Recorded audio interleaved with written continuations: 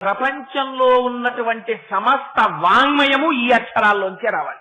కాబట్టి ఇప్పుడు వాంగ్మయం అంతా ఎవరి అనుగ్రహంగా రావాలి? ఎవరి గురించి చెప్పాలి? అమ్మవారి గురించే చెప్పాలి. అమ్మవారి యొక్క అనుగ్రహాన్నే ప్రసరింప చెయ్యాలి.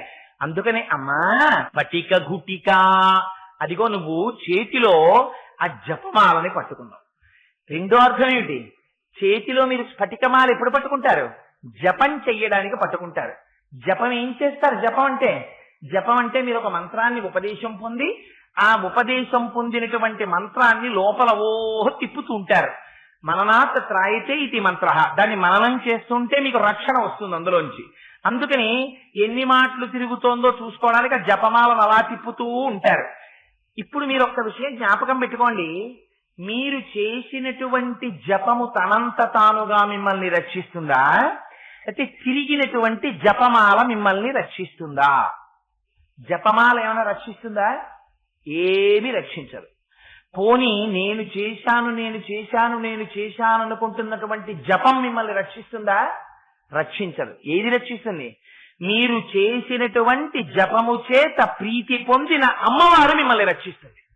అందుకని ఇప్పుడు చేతిలో ఉన్నటువంటి స్ఫటిక గుటిక ఏ జపం చేస్తున్నావో, ఏ తపస్సు చేస్తున్నావో దానికి ఫలితమును ఇవ్వగలిగినటువంటి స్వరూపం ఎవరు? ఆవిడే. ఆవిడ ఎప్పుడు ఇస్తుంది? ఆవిడ ప్రీతి చెందిన నాడు. ఆవిడ ప్రీతి ఎప్పుడు చెందుతుంది? ఇక్కడ ఎంత తిప్పినా ఆవిడ ప్రీతి చెందదు. రామకృష్ణ పరమహంస దీని గురించి ఒక అద్భుతమైన కథ చెప్పేవారు. వెనకటికి ఎప్పుడు భగవత్ సంబంధమైనటువంటి మాటలు మాట్లాడుతూ శిష్యులందరినీ చేరదీసి మంచి ప్రసంగాలు చేస్తూ ఎప్పుడూ భగవత్ సంబంధంగా కాలం గడిపేటటువంటి ఆయన ఒక వీధిలో కాపురం ఉంటుండేవాడు పెంకుటింట్లో. ఎదురుగుండా ఓ పెంకుటిల్లు ఉండేది. ఆ పెంకుటింట్లో ఒక వ్యభిచారిని ఉండేది. ఆ వ్యభిచారిని తన యొక్క వృత్తి రీత్యా విటులను ఆకర్షిస్తుండేది ఆవిడ. ఈయన ఇక్కడ భగవత్ సంబంధంగా శిష్యులతో కాలం గడుపుతూ ఉండేటటువంటి ఆయన అస్తమానం అటు చూస్తూ ఉండేవాడు. అదిగో మళ్ళీ ఎవరో వచ్చారు, వాడిని లోపలికి తీసుకుపోతోంది, అయిపోయింది వాడి పని ఇక్కడతోటి, వాడి మెడలో ఉన్నవి తీసేసుకుంటుంది, వాడి వేళ్లకు ఉన్నవి తీసేసుకుంటుంది, వాడి డబ్బు తీసేసుకుంటుంది, దిక్కుమాలింది, ఇలాగే అందరినీ నాశనం చేసేస్తోంది అని మనసులో అనుకుంటూ ఉండేవాడు. ఆవిడ నా దౌర్భాగ్యం కొద్దీ నా శరీరాన్ని ఇలా ఫణంగా పెట్టి పడుపు కూడు తింటున్నాను, ఆ ఎదురింట్లో మహానుభావుడు హాయిగా శిష్యులతో ఎప్పుడూ భాగవతం చెప్తూ అనుష్ఠానం చేసుకుంటూ సంధ్యావందనం చేసుకుంటూ ఆ ప్రవచనాలు చేసుకుంటూ ఆయన ప్రశాంతంగా ఆయన బతుకుతున్నాడు అని ఈవిడ అనుకుంటూ ఉండేది. ఇద్దరూ శరీరాలు విడిచిపెట్టారు. యమభటులు ఈయన కోసం వచ్చారు, దేవదూతలు ఆవిడ కోసం వచ్చారు. వాళ్ళిద్దరూ కంగారు పడ్డారు. ఆయన అన్నాడు, లేదు పొరపాటు పడ్డారు, మీరు ఏదో అడ్రస్ పట్టుకురావడంలో, ఇటు మీరు రండి అటు వారు వెళ్ళండి అన్నారు. వాళ్ళు అన్నారు, మాకేం అడ్రస్లు చేంజ్ ఉండదు, అలాగా మేము కరెక్ట్ గా పట్టుకొస్తాం, మీకోసమే మేము వచ్చాం, ఆవిడ కోసమే వారు వచ్చారన్నారు. అదేమిటి? ఆవిడ బతికున్నంత కాలం చేసింది వ్యభిచారం అన్నారు. వ్యభిచారం శరీరం చేసింది, మనస్సు పరమాత్మ కైంకర్యం చేసింది. నువ్వేం చేశావు? నీ శరీరం పూజా మందిరంలో కూర్చుంది, నీ మనస్సు వ్యభిచారం చేసింది. అమ్మవారికి కావలసింది మనస్సు. ఎవరికి కావాలరా? నీ శరీరం ఏం చేస్తోందో నీ మనస్సు ప్రధానం. నువ్వు చేసింది కాపట్యం, నటన. అందుకని నీకు ఎక్కువ శిక్ష వేయాలి, అందుకని నిన్ను తీసుకెళ్ళడానికి వచ్చామన్నారు. ఇప్పుడు చెప్పండి, ఇదే రక్షించేది? అందుకే అంటారు శంకరులు, నువ్వు పైనేం కట్టావు పరమాత్మకు అనవసరం. వటురువా గేహీవా ఇతిరపి జటీవా తదితరో. నువ్వు ఉపనయనం చేసుకున్నావా? నువ్వు జటివా? నువ్వు గృహస్థాశ్రమంలో ఉన్నావా? నువ్వు సన్యాసం తీసుకున్నావా? భవతు భవకించేన భవతి. ఎవడికి కావాలరా ఇవన్నీ? యదీయం మృత్పద్మం జడి భవదధీనం పశుపతే తదీయస్వం శంభో భవతి భవభారంచ వహసి. నీ హృదయ పుష్పాన్ని తీసి స్వామి పాదాల దగ్గర పెట్టావా? నీ వెంట పడడానికి ఆయన సిద్ధంగా ఉన్నాడు. అందుకని నువ్వు చేసేటటువంటి తపస్సుని డాంబికము చెయ్యకు. నేనింత జపం చేశాను, నేనింత తపస్సు చేస్తున్నాను అనకు. అది గోప్యం. నీకు ప్రీతి ఎవరి వల్ల కలగాలి? నువ్వు నీ పట్ల ఎవరి యొక్క అనుగ్రహం కలగాలి? అమ్మవారి యొక్క అనుగ్రహం నీ యందు ప్రసరించాలి. దానికి నీకున్నది శరణాగతి మాత్రమే. అందుకని కేవలం 51 అక్షరముల చేత ఉన్నటువంటి సమస్త వాంగ్మయంలో ఉన్నటువంటి విశేషాన్ని అందించగలిగినది ఆమె. అందుకే అంటాడు ప్రహ్లాదుడు, చదివించిరి నన్ను గురువులు, చదివితి ధర్మార్థ ముఖ్య శాస్త్రంబులునే, చదివినవి కలవు పెక్కులు, చదువులలో మర్మమెల్ల చదివితి తండ్రి అన్నాడు.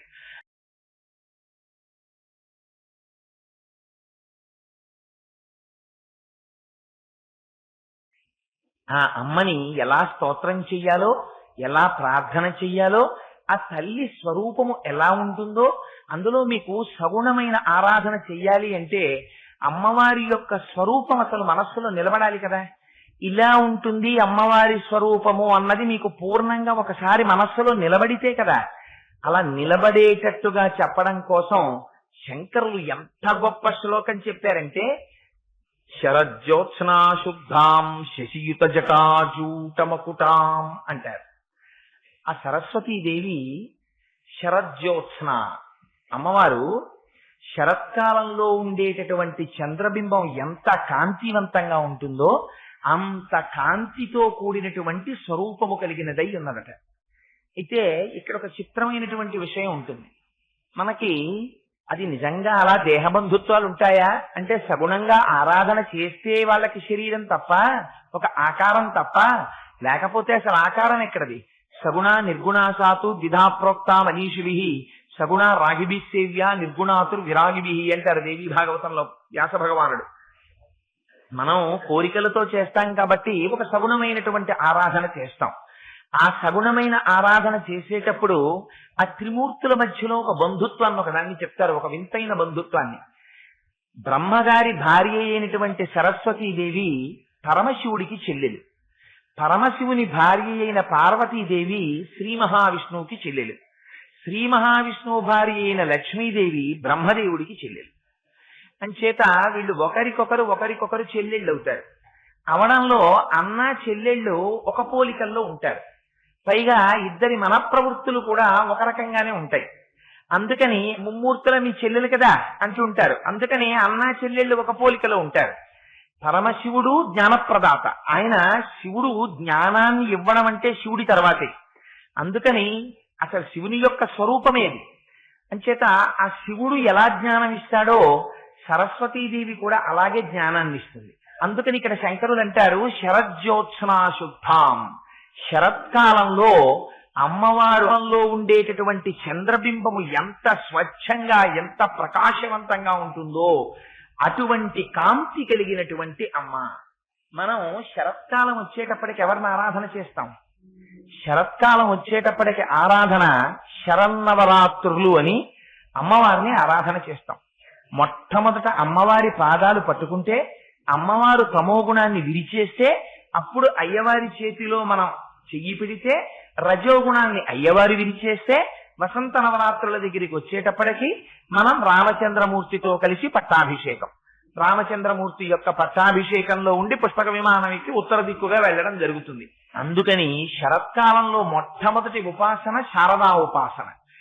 సరస్వతీదేవి యొక్క పేర్లలో శంకరాచార్యుల వారికి పరమ ప్రీతికరమైనటువంటి పేరు శారదా అన్న పేరు. అసలు శంకరులు పెట్టినటువంటి పీఠాల పేర్లు కూడా శారదా పీఠాలే. ఎందుకంటే శృంగగిరిలో ఉన్న పీఠానికి శారదా పీఠం అనే పేరు. శంకరులు సాధారణంగా శారదా శారదా శారదా అంటూనే ఉంటారు. ఉత్తర భారతదేశంలో శారదని శారదా అంటుంటారు, వాళ్ళు శాని సాగా పలుకుతారు.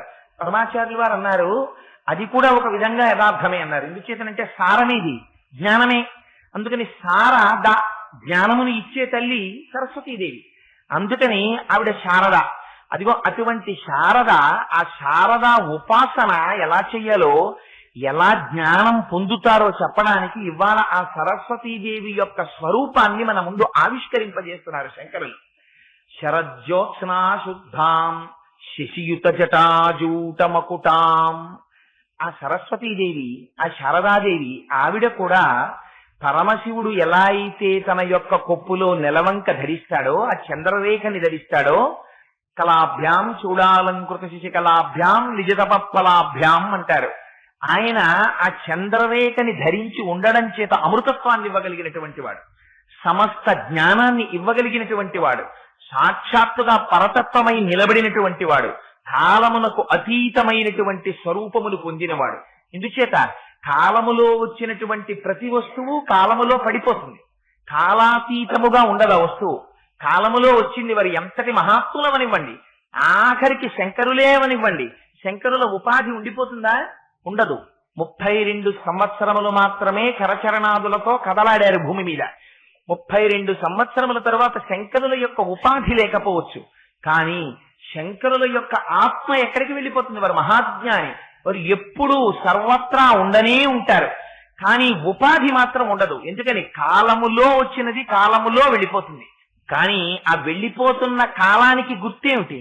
వెళ్ళిపోతున్న కాలానికి గుర్తే చంద్రరేఖ. మొన్నటి రోజున మీకు ఒక రోజున విజ్ఞాపన చేశాను. తిథులన్నీ ఎందులోంచి వస్తాయి?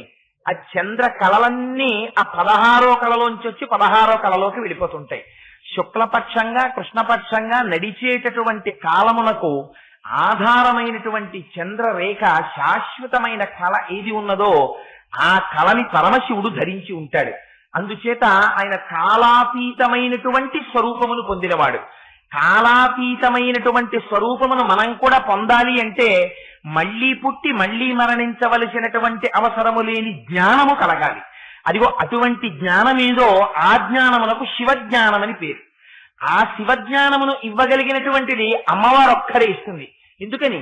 ఆ అమ్మవారు మాయాస్వరూపిణి. ఆ తల్లి అనుగ్రహము కలగనంత వరకు ఆవిడ జగత్తు వైపు తిప్పుతుంది. ఆవిడ అనుగ్రహం కలిగిందా ఆవిడ శివుడి వైపుకి తిప్పుతుంది. అందుకని జ్ఞానమిచ్చినా ఆ తల్లే, లంపటమునందు తిప్పినా ఆ తల్లి. అందుకే భాగవతంలో అష్టమ స్కంధంలో పోతన గారు అంటారు, లంపటము నివారింపను సంపద కృప చేయ జయము సంపాదింపను సంపెడి వారి వధింపను సొంపారగ నికచెల్లు సోమార్థధర. మనం కాలాన్ని శాసించలేం. ఈ కాలము ఉండాలి అంటే ఉండదు మనకి. అయ్యయ్యో పొద్దున్న వెళ్ళిపోయినటువంటి కాలం మళ్ళీ ఒక్కసారి వస్తే బాగుండు, మనకి రాదు కాలం. కానీ ఆ కాలము భగవంతునకు వశమై ఉంటుంది. అందుకే ఆ కాలము భగవంతుని యొక్క నడకయే కాలముగా ఉంటుంది. ఇక పోతన గారు శివుడంటే ఈ కంటితో చూసేటటువంటి స్వరూపమని అనుకుంటున్నావేమో. శివుడంటే ఏదో నువ్వు ఊహించినట్టుగా మెడలో పావులు వేసుకున్నవాడు, చంద్రవంకం ధరించినటువంటి వాడు, జటాజూటం ఉన్నవాడు, నాగాంబరములను కట్టుకున్నటువంటి వాడు, విభూతి పూసుకున్నవాడు ఆయన శివుడు అనుకుంటున్నావేమో. అసలు జ్ఞానము చేత దర్శించినప్పుడు శివుని యొక్క స్వరూపం అంటే ఎలా ఉంటుందో తెలుసా అని నిర్వచనం చేశారు పోతన గారు.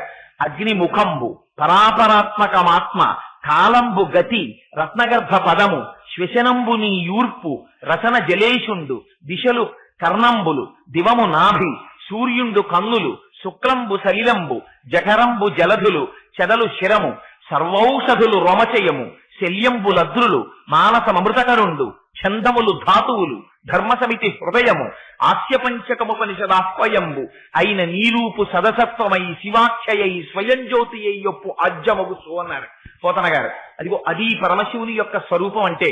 అందుకనంటారు శంకర భగవత్పాదులు పరమశివుని ఉద్దేశించి, చంద్రోద్భాసిత శేఖరే స్మరహరే గంగాధరే శంకరే సర్పైర్భూషిత కంఠకర్ణ వివరే నేత్రోద్ధ వైశ్వానరే దంతిత్వకృత సుందరాంబరధరే త్రైలోక్య సారే హరే మోక్షార్థం కురుచిత్త వృత్తి మమలాం అంతైస్తు కింకర్మభి అంటారు. అందుకని జీవుడిగా ఉండిపోయినటువంటి వాణ్ణి ఉద్ధరించి జీవుడు కాడు, జీవుడు సాక్షాత్తు దేవుడే అని చెప్పి అజ్ఞాన లంపటాన్ని తీయగలిగినటువంటి జ్ఞానం ఇయ్యగలిగిన వాడు ఎవరైనా ఉన్నాడంటే పరమశివుడు ఒక్కడే.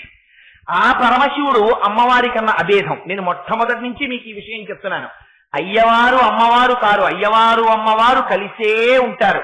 పాలు పాల తెలుపు, తేనె తీపి, చంద్రుడు చంద్రప్రభ, దీపము దీపపు కాంతి, సూర్యుడు సూర్య కిరణము ఎలా ఒకదాని నుంచి ఒకటి విడివిడి ఉండవో అలా పార్వతీ పరమేశ్వరులు శివశక్తులు వారు ఎన్నడూ కలిసే ఉంటారు. వాళ్ళిద్దరిని విడదీసి చూడడం కుదరనే కుదరదు. అమ్మవారు ఎక్కువ అని మీరు ఒక్క మాట అన్నారా, ముందు అసహించుకునేది అమ్మవారి. ఎందుకని? ఆ తల్లి మహాపతివ్రత. తెల్లవారి లేస్తే శంకర భగవత్పాదులు సౌందర్యలహరిలో ఎన్ని చోట్ల చూపించారు. అయ్యవారు వస్తున్నారనేటప్పటికీ పరుగున వెళ్లి మోకాళ్ళు గట్టి పడిపోయేలా అయ్యవారికి వంగి నమస్కారం చేయడం అమ్మవారి అలవాటు. ఇది జ్ఞానమున్న వారందరూ ఎప్పుడూ కలిసే ఉంటారు. దీనికి మీకు నేను ఒక ఉదాహరణ చెప్తాను. బలిచక్రవర్తి దానం ఇద్దాం అనుకున్నాడు. దానం ఇద్దాం అనుకుని ఎవరికి ఇవ్వాలి? ఆ వచ్చినటువంటి వామనమూర్తికి దానం ఇద్దాం అనుకున్నారు. వామనమూర్తి ఏ రూపంలో వచ్చారు? బ్రహ్మచారిగా వచ్చారు. బ్రహ్మచారిగా వచ్చినటువంటి వాడికి పక్కన భార్య ఉంటుందా? భార్య ఉండదు.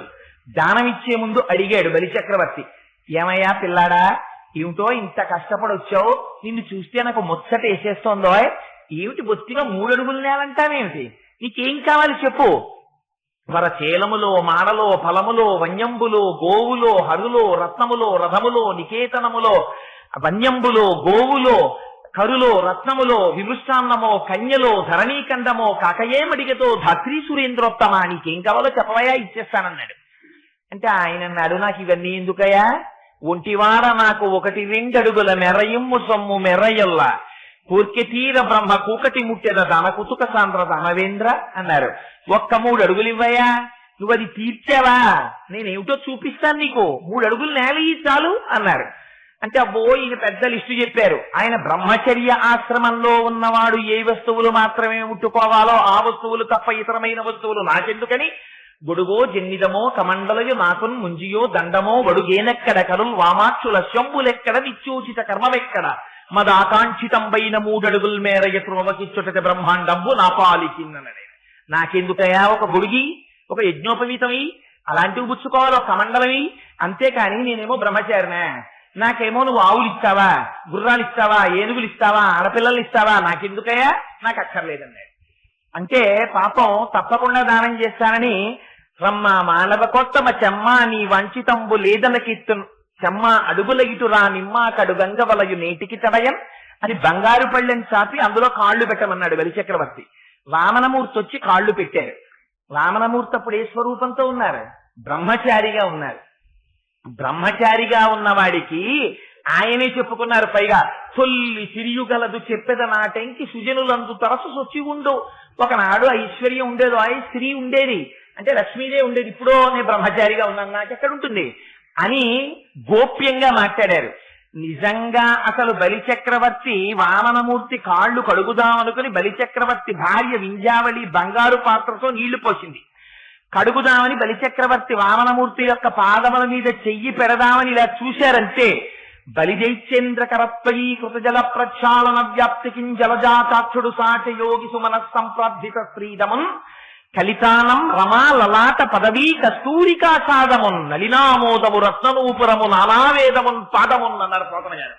నాకు ఆ పాదం మీద ఏం కనపడుతోందో తెలుసా, పొద్దున్న నిద్ర లేవగానే భర్త పాదములకు తన నొసట ఉన్నటువంటి కస్తూరి తిలకం ఆయన పాదములకు తగిలేటట్టుగా శ్రీ మహాలక్ష్మి వచ్చి మోకాళ్ల మీద వంగి ఆయన పాదములకు లలాటము తగిలేటట్టు నమస్కరించినప్పుడు లక్ష్మీదేవి లలాటమనందున్న కస్తూరి తిలకము స్వామి పాదములకు అంటుకుని ఉండగా నాకు దర్శనం అవుతోంది అన్నారు పోతన గారు. బ్రహ్మచారిగా ఉన్న వామనమూర్తికి ఏమిటి, లక్ష్మీదేవి యొక్క తిలకమండలం ఏమిటి, ఆ తల్లి తిలకం అటువంటిది. కస్తూరీ తిలకంచితేందు విలసత్వభాసి పాలస్థలిం కర్పూర ద్రవ విశ్వచూర్ణ కపురామోదోల్ల సద్వీటికాం లోలాపంగ తరంగ తైరితి కృపా సారైర్నతానందిని శ్రీశైల స్థలవాసినీం భగవతీం శ్రీమాతరం భావయే అంటారు. ఆ తల్లి ఎన్నడూ కస్తూరి తిలకం పెట్టుకుని ఉంటుంది. ఆ తిలకం అయ్యవారి పాదాల మీద కనపడింది. అందుచేత అమ్మవారు అయ్యవారు అసలు విడివడి ఉండడం అన్నది ఉంటుంది ఆ ప్రపంచంలో, ఎప్పుడు ఉండదు. ఇద్దరు ఎన్నడూ కలిసే ఉంటారు. వాళ్ళు విడివడి ఉంటారు అన్న ఊహ, వారికన్నా వీరెక్కువ వీరికన్నా వారెక్కువ అన్న ఊహ అజ్ఞాన జనితమైనటువంటి ఊహ. అసలు నిజానికి వారిద్దరూ ఎప్పుడూ ఎన్నడూ ఒకరికన్నా ఒకరు ఎక్కువ కారు, ఒకరికన్నా ఒకరు తక్కువ కారు. జగద్గురువులైన శంకరులు అన్నారు ఈ మాట. వాళ్ళిద్దరూ నిజ తపఫలాభ్యాం, ఒకరి తపస్సుకి ఒకరు ఫలమై ఉన్నారు తప్ప ఒకరికన్నా ఒకరు తక్కువ కారు, ఒకరికన్నా ఒకరు ఎక్కువ కాదు. వాళ్ళిద్దరూ అంతగా కలిసిపోయినటువంటిది ఆ శివశక్తుల యొక్క స్వరూపం. అందుచేత శంకరులు అంటారు, శరజ్యోత్స్నా శుద్ధాం, ఈ జ్ఞానం ఇవ్వగలిగినటువంటి వాడు మళ్ళీ పుట్టవలసినటువంటి అవసరం లేని జ్ఞానం ఇవ్వగలిగినటువంటి వాడు పరమశివుడు ఒక్కడే. ఆయన జ్ఞానప్రదాత. అందుకే మెరిసిపోతుంటాడు, శుద్ధ స్ఫటికంలా తెల్లగా ఉంటాడు. ఆయన చెల్లెలు కదా సరస్వతీదేవికి కూడా అదే పోలిక. అందుకని ఆవిడ కూడా శరజ్యోత్స్నా శుద్ధాం మెరిసిపోతోంది. శశియుత జటాజూటమకుటాం, అమ్మవారు కట్టుకున్నటువంటి జటాజూటంలో ఆ పైన చంద్రరేఖ ప్రకాశిస్తోంది.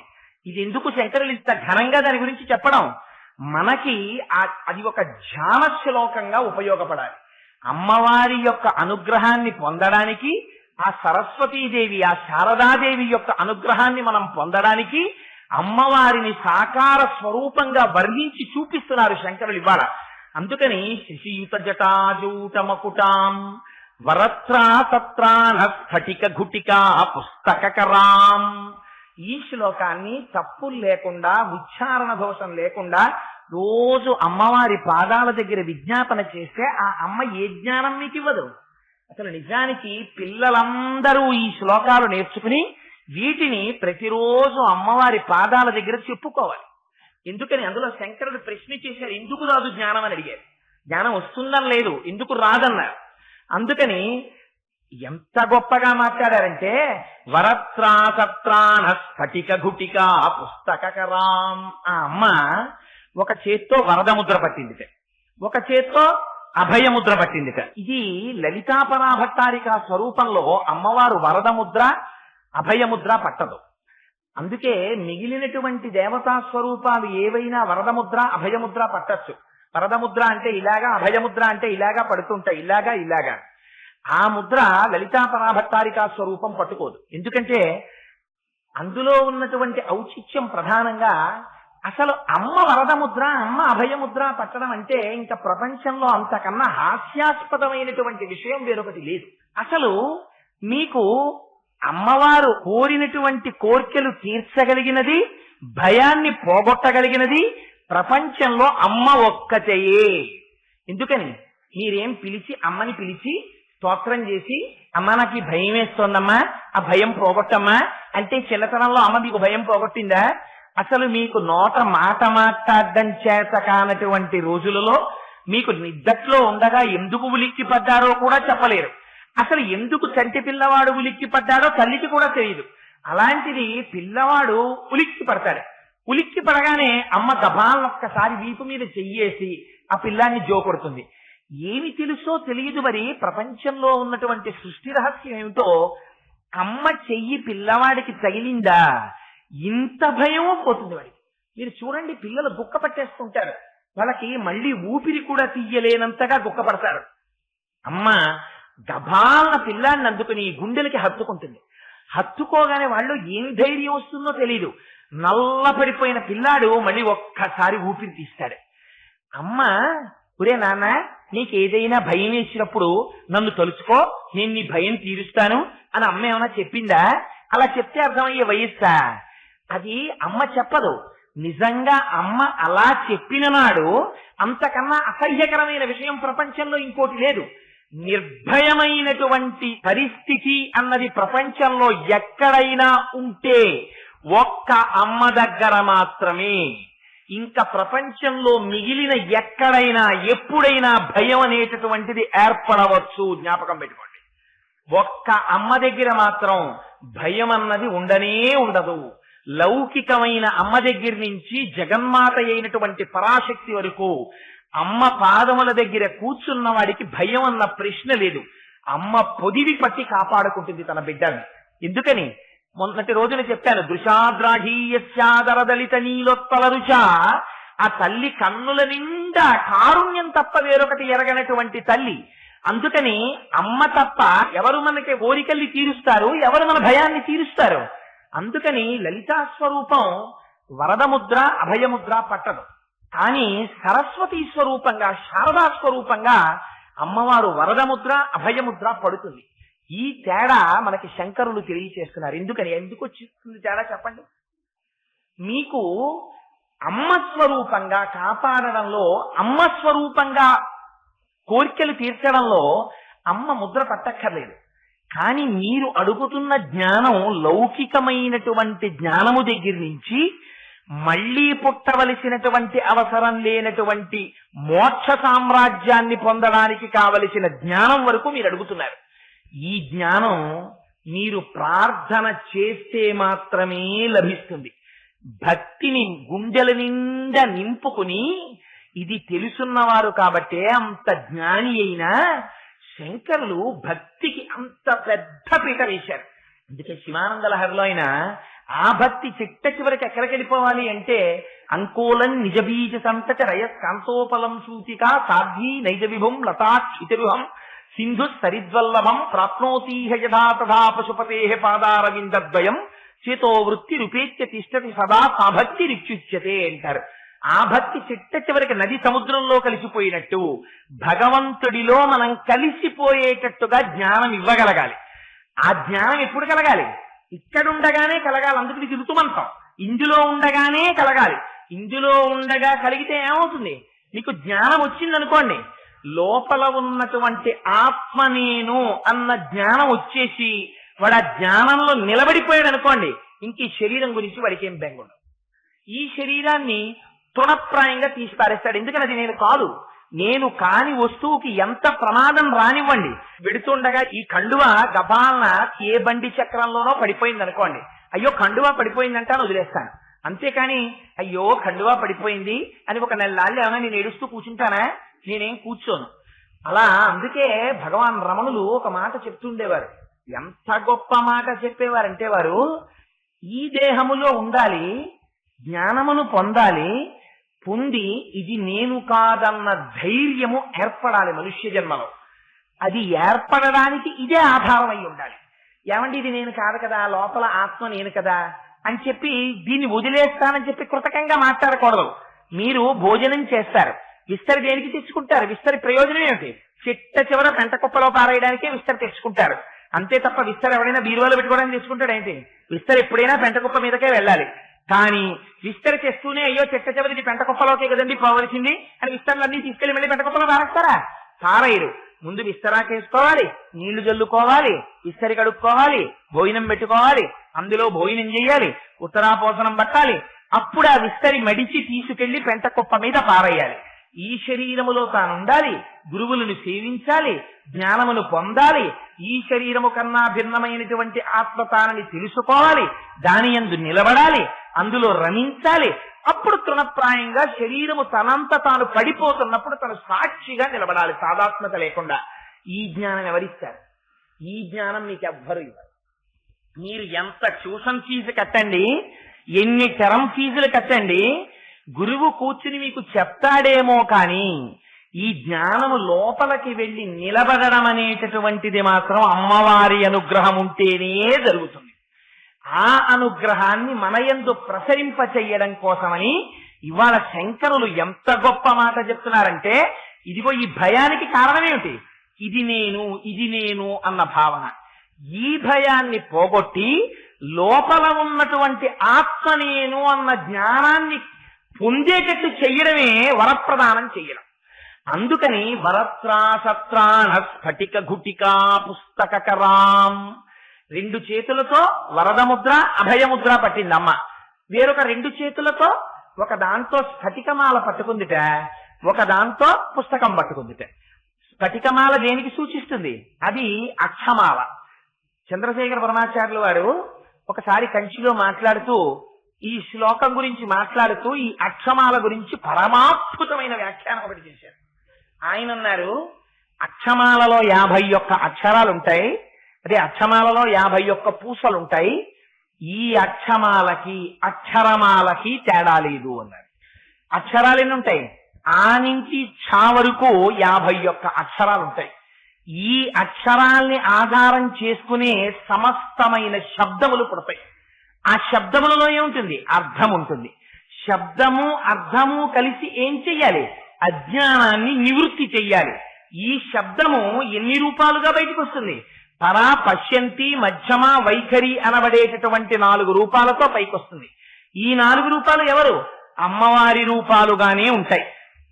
అమ్మవారి అనుగ్రహం శబ్దరూపంగా వచ్చి ప్రయోజనం కల్పించడం అంటే ఏమిటో తెలుసా అండి? ఒక శంకరాచార్యులు వారు కూర్చున్నారు, ఒక శంకరులు మాటలు చెప్తుంటే ఆ మాటలు మీ కంటికి కనబడతాయా? అవి మీరేమైనా మూట కట్టుకుని జేబులో వేసుకుని పట్టుకెళ్ళగలరా? పట్టుకెళ్ళలేరు.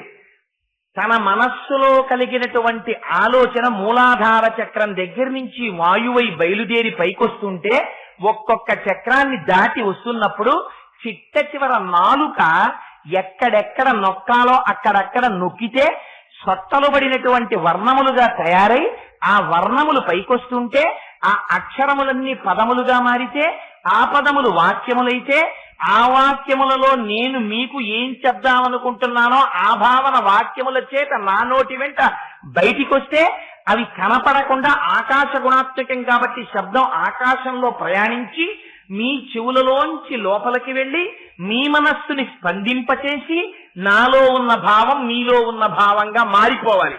ఇలా మారిపోయేటట్టు చెయ్యడం నేను అనుభవించిన దానిని మీ చేత అనుభవింపచేస్తుంది. ఇది ఎవరు చెయ్యగలరు? అమ్మవారే చేస్తుంది. ఎలా చేస్తుంది?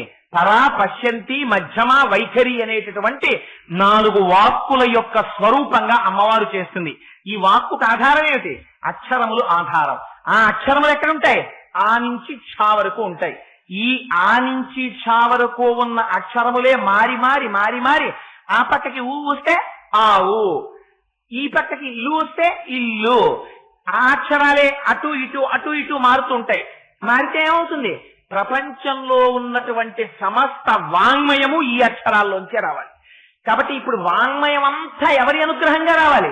ఎవరి గురించి చెప్పాలి? అమ్మవారి గురించే చెప్పాలి. అమ్మవారి యొక్క అనుగ్రహాన్నే ప్రసరింప చెయ్యాలి.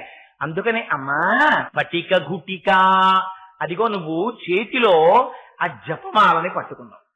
రెండో అర్థం ఏమిటి? చేతిలో మీరు స్ఫటికమాల ఎప్పుడు పట్టుకుంటారు? జపం చెయ్యడానికి పట్టుకుంటారు. జపం ఏం చేస్తారు? జపం అంటే మీరు ఒక మంత్రాన్ని ఉపదేశం పొంది ఆ ఉపదేశం పొందినటువంటి మంత్రాన్ని లోపల తిప్పుతూ ఉంటారు. మననాత్ త్రాయితే ఇది మంత్ర, దాన్ని మననం చేస్తుంటే మీకు రక్షణ వస్తుంది అందులోంచి. అందుకని ఎన్ని మాటలు తిరుగుతోందో చూసుకోవడానికి ఆ జపమాలను అలా తిప్పుతూ ఉంటారు. ఇప్పుడు మీరు ఒక్క విషయం జ్ఞాపకం పెట్టుకోండి. మీరు చేసినటువంటి జపము తనంత తానుగా మిమ్మల్ని రక్షిస్తుందా, అయితే తిరిగినటువంటి జపమాల మిమ్మల్ని రక్షిస్తుందా? జపమాల ఏమైనా రక్షిస్తుందా? ఏమీ రక్షించదు. పోనీ నేను చేశాను అనుకుంటున్నటువంటి జపం మిమ్మల్ని రక్షిస్తుందా? రక్షించదు. ఏది రక్షిస్తుంది? మీరు చేసినటువంటి జపము చేత ప్రీతి పొందిన అమ్మవారు మిమ్మల్ని రక్షిస్తుంది. అందుకని ఇప్పుడు చేతిలో ఉన్నటువంటి స్ఫటిక గుటిక ఏ జపం చేస్తున్నావో, ఏ తపస్సు చేస్తున్నావో దానికి ఫలితమును ఇవ్వగలిగినటువంటి స్వరూపం ఎవరు? ఆవిడే. ఆవిడ ఎప్పుడు ఇస్తుంది? ఆవిడ ప్రీతి చెందిన నాడు. ఆవిడ ప్రీతి ఎప్పుడు చెందుతుంది? ఇక్కడ ఎంత తిప్పినా ఆవిడ ప్రీతి చెందదు. రామకృష్ణ పరమహంస దీని గురించి ఒక అద్భుతమైన కథ చెప్పేవారు. వెనకటికి ఎప్పుడు భగవత్ సంబంధమైనటువంటి మాటలు మాట్లాడుతూ శిష్యులందరినీ చేరదీసి మంచి ప్రసంగాలు చేస్తూ ఎప్పుడు భగవత్ సంబంధంగా కాలం గడిపేటటువంటి ఆయన ఒక వీధిలో కాపురం ఉంటుండేవాడు. ఓ పెంకుటింట్లో ఎదురుగుండా ఓ పెంకుటిల్లు ఉండేది. ఆ పెంకుటింట్లో ఒక వ్యభిచారిణి ఉండేది. ఆ వ్యభిచారిణి తన యొక్క వృత్తి రీత్యా విటులను ఆకర్షిస్తుండేది ఆవిడ. ఈయన ఇక్కడ భగవత్ సంబంధంగా శిష్యులతో కాలం గడుపుతూ ఉండేటటువంటి ఆయన అస్తమానం అటు చూస్తుండేవాడు. అదిగో మళ్ళీ ఎవరో వచ్చారు, వాడిని లోపలికి తీసుకుపోతోంది, అయిపోయింది వాడి పని ఇక్కడతోటి, వాడి మెడలో ఉన్నవి తీసేసుకుంటుంది, వాడి వేళ్లకు ఉన్నవి తీసేసుకుంటుంది, వాడి డబ్బు తీసేసుకుంటుంది, దిక్కుమాలింది, ఇలాగే అందరినీ నాశనం చేసేస్తోంది అని మనసులో అనుకుంటుండేవాడు.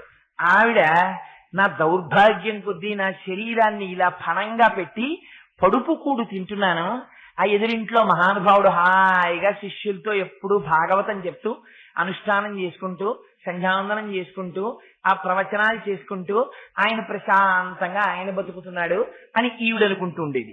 ఇద్దరూ శరీరాలు విడిచిపెట్టారు. యమభటులు ఈయన కోసం వచ్చారు, దేవదూతలు ఆవిడ కోసం వచ్చారు.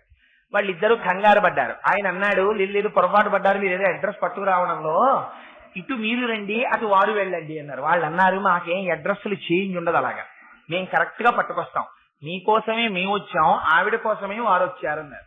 అదేమిటి? ఆవిడ బతికున్నంత కాలం చేసింది వ్యభిచారం అన్నారు. వ్యభిచారం శరీరం చేసింది, మనస్సు పరమాత్మ కైంకర్యం చేసింది. నువ్వేం చేశావు? నీ శరీరం పూజా మందిరంలో కూర్చుంది, నీ మనస్సు వ్యభిచారం చేసింది. అమ్మవారికి కావలసింది మనస్సు. ఎవరికి కావాలరా? నీ శరీరం ఏం చేస్తోందో నీ మనస్సు ప్రధానం. నువ్వు చేసింది కాపట్యం, నటన. అందుకని నీకు ఎక్కువ శిక్ష వేయాలి, అందుకని నిన్ను తీసుకెళ్ళడానికి వచ్చామన్నారు. ఇప్పుడు చెప్పండి, ఇదే రక్షించేది? అందుకే అంటారు శంకరులు, నువ్వు పైనేం కట్టావు పరమాత్మకు అనవసరం. వటురువా గేహీవా ఇతిరపి జటీవా తదితరో. నువ్వు ఉపనయనం చేసుకున్నావా? నువ్వు జటివా? నువ్వు గృహస్థాశ్రమంలో ఉన్నావా? నువ్వు సన్యాసం తీసుకున్నావా? భవతు భవకించేన భవతి. ఎవడికి కావాలరా ఇవన్నీ? యదీయం మృత్పద్మం యది భవదధీనం పశుపతే తదీయస్వం శంభో భవసి భవభారంచ వహసి. నీ హృదయ పుష్పాన్ని తీసి స్వామి పాదాల దగ్గర పెట్టావా? నీ వెంట పడడానికి ఆయన సిద్ధంగా ఉన్నాడు. అందుకని నువ్వు చేసేటటువంటి తపస్సుని డాంబికము చెయ్యకు. నేనింత జపం చేశాను, నేనింత తపస్సు చేస్తున్నాను అనకు. అది గోప్యం. నీకు ప్రీతి ఎవరి వల్ల కలగాలి? నువ్వు నీ పట్ల ఎవరి యొక్క అనుగ్రహం కలగాలి? అమ్మవారి యొక్క అనుగ్రహం నీ యందు ప్రసరించాలి. దానికి నీకున్నది శరణాగతి మాత్రమే. అందుకని కేవలం 51 అక్షరముల చేత ఉన్నటువంటి సమస్త వాంగ్మయంలో ఉన్నటువంటి విశేషాన్ని అందించగలిగినది ఆమె.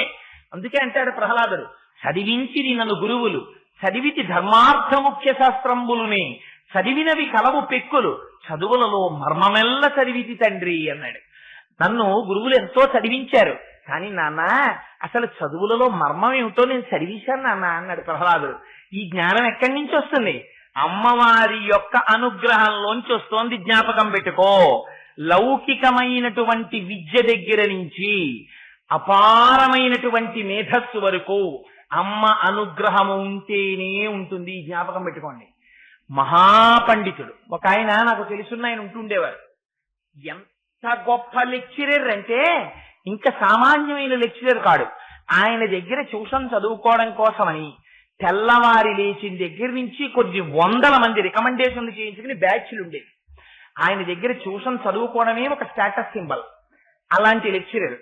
కానీ అమ్మవారి అనుగ్రహం అంటే నీకొక్క మాట చెప్తున్నాను. ఆయనకి తల మీద చిన్న దెబ్బ తగిలింది. ఈ వెంటింటూ కోమాలోకి వెళ్ళిపోయాడు, మర్చిపోయాడు సబ్జెక్ట్. చాలా కాలం తర్వాత ఆయనకి స్ఫురణలోకి వచ్చింది. అనుగ్రహాన్ని ఆవిడ తలుచుకుందా, అహంకరించావా, గర్వించావా, నీ బ్రతుకేమిటో నీకు చూపిస్తుంది. నిమిషమాత్రంలో ఆవిడ తీసేస్తుంది, నిమిషమాత్రంలో ఆవిడ ఇస్తుంది. స్ఫురత్తునందు ప్రకాశించేది కేవలం అమ్మ అనుగ్రహమే. అందుకే గాయత్రి ఏ సంప్రదాయం వాళ్ళవనివ్వండి, గాయత్రిని వదలడానికి వీల్లేదు. ప్రచోదయాత్ ప్రచోదయాత్ ప్రచోదయాత్ ప్రచోదయాత్. పరమాచార్యులు వారు ఒక ప్రశ్న వేసేవారు. ఎంత గొప్ప ప్రశ్న అంటే, పరమాచార్యులు వారు సాయంకాలం అసుర సంధ్య వేళలో చంద్రమౌళీశ్వరారాధనకు అభిషేకానికి వచ్చేటప్పటికీ పైన చొక్కాలు విప్పి ఉత్తరీయం వేసుకుని ఉన్న వాళ్ళ ఒంటి మీద ఎవరివన్నా యజ్ఞోపవీతాలు కనపడితే చిటికలు వేసి లేపేసేవారు. వెళ్ళిపోమ్మని, వెళ్ళి ముందు సంధ్యావందనం చేసిరా. ఆయన ఒకసారి ప్రసంగం చేస్తూ అన్నారు, సంధ్యావందనం చెయ్యని బ్రతుకొక బ్రతుకా బ్రాహ్మణుడుదని అడిగారు. సమాజము నశించిపోతోందంటే కారణం సరి అయినటువంటి ఆరాధన లేని బ్రాహ్మణుడి చేతే. ఎలుగెత్తి చాటారు పరమాచార్యుల వారు. అందుకని ముందు సమాజమునకు మార్గము చూపించవలసిన వాడు నువ్వు ముందు ఎలా నడవాలో అలా నడు. నీ వెంట జాతి నడుస్తుంది. నువ్వు భ్రష్టుడవయ్యావా, జాతి భ్రష్టు పడుతుంది. అందుకని can we dare to leave sandhyavandana, వదిలిపెట్టేయగలవా నువ్వు అని ఒకసారి ప్రశ్న వేశారు ఆయన కంచిలో మాట్లాడుతూ. అందుకని అది అమ్మవారి శక్తి అంటే. ఒంటి మీద యజ్ఞోపవీతం ఉన్నవాడు సంధ్యావందనం చేసి తీరాలి. సంధ్యావందనం పెద్ద విజయం కాదు, చాలా తేలిక. కానీ అందులోంచే అపారమైన శక్తి, జాతికి హితము కూడా సంధ్యావందనంలోంచే వస్తుంది. అందుచేత వరత్రా సత్రాన స్ఫటిక ఘుటికా పుస్తకరాం. ఆ తల్లి ఎంత జ్ఞానం కావలసి ఉండనివ్వండి, ఇక్కడ పుస్తకం ఉంటుంది, ఇక్కడ మస్తిష్కం ఉంటుంది, ఇక్కడ కన్నులు మధ్యలో ఉంటాయి. వాడు పాపం పుస్తకం చదువుతూనే ఉంటాడు. చిన్నతనంలో మా అమ్మ మమ్మల్ని తెల్లవారకట నిద్ర లేపుతుండేది, వేరే చదువుకోండిరా అని 4 గంటలకి. లేస్తే మా అక్కకి ఒక దుర్గుణం ఉండేది. ఇప్పుడు అది ఇక్కడ దగ్గరలో ఎక్కడా లేదు కాబట్టి నాకు భయం లేదు దాని గురించి చెప్పడానికి. ఎక్కడో హైదరాబాద్ లో ఉంది. అందుకని దాని గురించి చెప్పారో ఎప్పుడైనా తెలిస్తే అది నన్ను మందలిస్తుంది, ఎరా అని. అలా అక్క మందలిస్తే అదో సంతోషం. అలా అనగలిగిన వాళ్ళు ఎవరంత స్వతంత్రంగా, అందుకని అదో సంతోషంగా ఉంటుంది. అందుచేత అది పక్కన కూర్చుని సోషల్ జరిగేది. అక్బర్ హుమయూన్కి కుమారుడు, అక్బర్ జన్మించినప్పుడు హుమయూన్ కష్టములలో ఉండెను, ఆ తర్వాత ఏదో కస్తూరిని అందరికీ పంచిపెట్టాను, అడవులలో ఉండెను అని చదువుతుండేది. నేను చదువుతున్నది మాకు బుర్రలోకి ఎక్కేది కాదు, అది చదువుతున్నది బుర్రలోకి ఎక్కేది. అక్క అక్బర్ ఎవరి కుమారుడు అంటే, నీకెందుకు, నీ చదువు నువ్వు చదువుకోక అనేది. ఉట్టినే కళ్ళు తిరిగేవి. అక్బర్ హుమయూన్ కుమారుడు. అక్బర్ పాఠం మీద ఆ రోజున టెస్ట్ పెడితే దానికి 0, ఎప్పుడూ పూర్ణత్వం ఏదండి. అది అలా దాని సంతోషం, దాని జీవితం హాయిగా ఉందనుకోండి. లౌకికమైన విద్య ఉంటేనే హాయిగా ఉండాలా. అందుచేత ఎందుకు చెప్తున్నానంటే, పుస్తకం ఉండడం వేరు, పుస్తకమునకు మస్తిష్కమునకు మధ్యలో కన్నులుండడము అంటే ఒకే పుస్తకాన్ని 9 పిల్లలకి మీరు ఇవ్వండి, 1 గంట పోయిన తరువాత పిలిచి మాట్లాడండి, ఒక్కొక్కరి మేధస్సులోకి ఒక్కొక్క రకంగా ప్రవేశిస్తుంది. ఎవరా ఎక్కించిన తల్లి? అది అమ్మవారి అనుగ్రహం అంటే. దట్ కెనాట్ బి మెజర్డ్, దాన్ని మీరు కొలవలేరు. సమస్త జ్ఞానము, పుస్తకగతమైనటువంటి జ్ఞానము ఏది ఉన్నదో, లౌకికమైన విద్యలు ఏ ఉన్నాయని మీరు అనుకుంటున్నారో, ఆత్మోద్ధరణ ఇయ్యగలిగినటువంటి పునరావృత్తి రహిత శాశ్వత శివ సాయుధ్యం ఇయ్యగలిగిన మోక్ష జ్ఞానము నుండి లౌకికమైన విద్యల వరకు, లలిత కళల వరకు సమస్తము అమ్మవారి యొక్క అనుగ్రహము చేత మాత్రమే భాషిస్తాయి. అటువంటి తల్లి దగ్గరికి శంకరులు మాటలు వెయ్యడంలో ఉన్న అందం చూడండి. వరత్రా సత్రాణ స్ఫటిక గుటిక పుస్తకరాం. ఇప్పుడు నువ్వు గుండెల మీద చెయ్యేసుకుని ఇది నా కలము నుండి జాలువారినది అనను. నీ మేధస్స, నీ వెనక అమ్మవారు ఉంది, అమ్మవారు పలికిస్తోంది. ఇదే ఇన్ని చెప్పిన శంకరులు సౌందర్యలహరిలో చిట్ట చివరి శ్లోకం చెప్తారు. నేను చెప్పడం ఏమిటమ్మా నీ గురించి, ప్రణంతుం స్తోతుం వా కథమకృత పుణ్య ప్రభవతి అంటారు మొదటి శ్లోకంలో. నేనా అమ్మా నీ గురించి చెప్పగలిగిన వాణ్ణి? నీ గురించి చెప్పాలంటే హరిబ్రహ్మేంద్రులు చెప్పలేకపోతున్నారమ్మా, నేనేం చెప్పను? నీ గురించి చెప్పడానికి నీ అనుగ్రహం ఉంటే చెప్తాను. నేను ఎంతటి వాడమ్మా అన్నారు శంకరులు. సుందరకాండలో హనుమ మధ్య శిష్టాశ్చ తుల్యాశ్చ సంతి తత్ర వనౌకస మత్త ప్రత్యవర కశ్చిన్ నాస్తి సుగ్రీవ సన్నిధౌ అన్నాడు. అమ్మా అందరికన్నా నేను తక్కువ వాడినమ్మా, నాకన్నా పెద్దవాళ్ళు ఉన్నారు కానీ నాకన్నా తక్కువ వాళ్ళు అసలు లేరమ్మా సుగ్రీవుడి దగ్గర అన్నాడు. ఇది వినయ సంపత్తి. ఈ వినయ సంపత్తి ఎక్కడుందో అక్కడ భక్తి ఉంటుంది. ఎక్కడ భక్తి ఉందో అంతకాలము అమ్మవారి కటాక్షం ఉంటుంది. ఒకసారి నువ్వు ఆ భక్తి గాడి తప్పి తలెత్తినంత వాణ్ణి నేనని అన్నావా, నీ అంత వాడివి నువ్వురా, నీ సంగతి నువ్వు చూసుకో అని అమ్మందావిడి బతుకు బయటడిపోతుంది. అందుకని వరత్రా సత్రాణ స్ఫటిక గుటికా పుస్తకరాం సకృన్నత్వా నత్వా కథమివ సతాం సన్నిధదతే. ఇక్కడ వేసేశారు శంకరాచార్యులు అసలు రహస్యం అంతా. ఈ జ్ఞానం రావడానికి ఎంత పూజ చెయ్యాలి అమ్మవారిని, ఎంత పూజ చేస్తే, ఏ నోము చేస్తే, ఏ వ్రతం చేస్తే, ఎన్ని నామాలు చదివితే అమ్మవారు అటువంటి జ్ఞానాన్ని ఇస్తుంది అంటే శంకరులు అన్నారు, సకృన్నత్వా నత్వా కథమివ సతాం సన్నిధదతే. నువ్వు బుద్ధిమంతుడవైతే, ఎలాంటి మిలిక వేసేశారో చూడండి అక్కడ. నువ్వు బుద్ధిమంతుడవైతే ఒక్కసారి నమస్కరిస్తే చాలురా వచ్చేస్తోంది అన్నారు. బుద్ధిమంతుడవైతే ఏమిటి? బుద్ధిమంతుడవైతే అంటే నువ్వు భక్తి కలిగిన వాడవైతే, నువ్వు నేర్చుకున్న ఏది నీ సొంతము కాదు, నీయందు ప్రకాశిస్తున్న సమస్తము భగవద్విభూతి, అమ్మవారి అనుగ్రహమని నువ్వు అనగలిగితే, ఆ తల్లి నన్ను కృతార్థుణ్ణి చేసి 4 మాటలు చెప్పించిందని నువ్వు మురిసిపోగలిగితే నువ్వు అమ్మ చేతి ఉపకరణం అవుతావు. ఇప్పుడు మా ఆఫీసర్ గారి చేతిలోనే పెన్ను ఉంటుంది. నాకు కోరిక తీరాలి, తీరాలంటే వారి దగ్గరికి వెళ్ళి, అయ్యా నన్ను ఏదో కాకినాడలో వెయ్యండి, కాకినాడలో వేస్తే నా కుటుంబం ఇక్కడ ఉంది అని అడుగుతాం. ఎక్కడి నుంచో ట్రాన్స్ఫర్ అయ్యి వచ్చిన రోజున అడిగితే వారు ఏం చేస్తారు, చూసి వింటారు. విన్న తర్వాత ఆయన అనుగ్రహం కలిగిందా నన్ను కాకినాడలో ఉంచాలని, నేను ఇచ్చినటువంటి జాయినింగ్ రిపోర్ట్ మీద పుట్ హిమ్ ఇన్ కాకినాడ, లేకపోతే ఏదో కే సెక్షన్ లో వేయండి, లేకపోతే కాకినాడలో ఉంచండి అని రాసో సంతకం పెడతారు. సంతకం పెడితే ఏమవుతుంది, వెంటనే నన్ను కాకినాడలో ఉంచుతారు. వారి అనుగ్రహం నా ఎందుకు కలగలేదనుకోండి, వారు అబ్బాయి కుదరదయ్యా ఇక్కడ చాలా మంది ఉన్నారు, నువ్వు సామర్లకోటలో పనిచేయి అని పుట్ హిమ్ ఇన్ సామర్లకోట్ అన్నారు అనుకోండి, నన్ను ఏం చేస్తారు, సామర్లకోటలో వేస్తారు. నన్ను కాకినాడలో వేయమని మా ఆఫీసర్ గారు రాస్తే ఆ పెన్ను వెంటనే గబగబా నా వెనకాతలు బయటికి వచ్చి, ఎరా థ్యాంక్స్ చెప్పకుండా వెళ్ళిపోతున్నావు, నేనే నీకు రాసింది కాగితం మీద అందనుకోండి. అంతకన్నా హాస్యాస్పదమైన విషయం ఏమైనా ఉందా? పెన్ను రాసింది, పెన్ను రాసిందా, పెన్ను పట్టుకున్నవాడిదా అధికారం, పెన్నుదా అధికారం? ఆయన పెన్నులో ఉందండి శక్తి అంటారు, కానీ నిజంగా పెన్నులో ఉందా శక్తి? ఆయనలో ఉంది అధికారం, అది పెన్ను ద్వారా ప్రసరిస్తోంది. అందుచేత ఆ కళానికి గొప్పతనం వచ్చింది.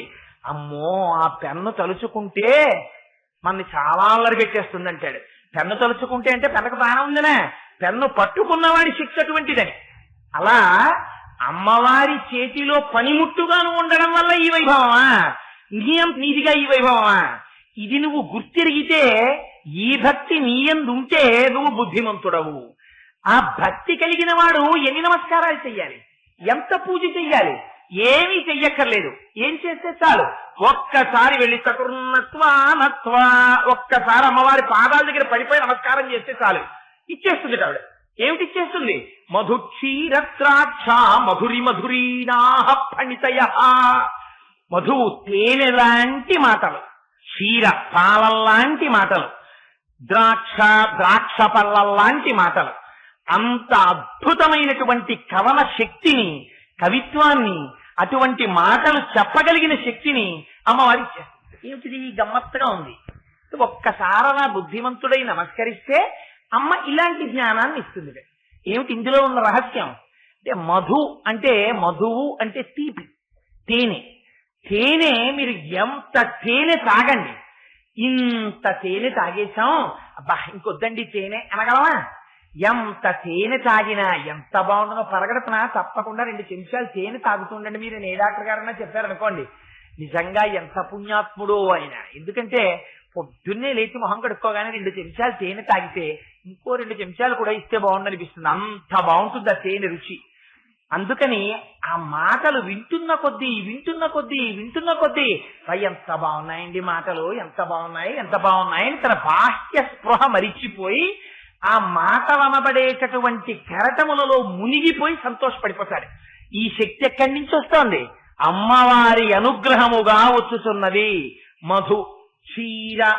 అయితే మాటలలో 2 రకాల మాటలు ఉంటాయి. దీన్ని చంద్రశేఖర పరమాచార్యులు వారు చెప్పి పొడిచారు.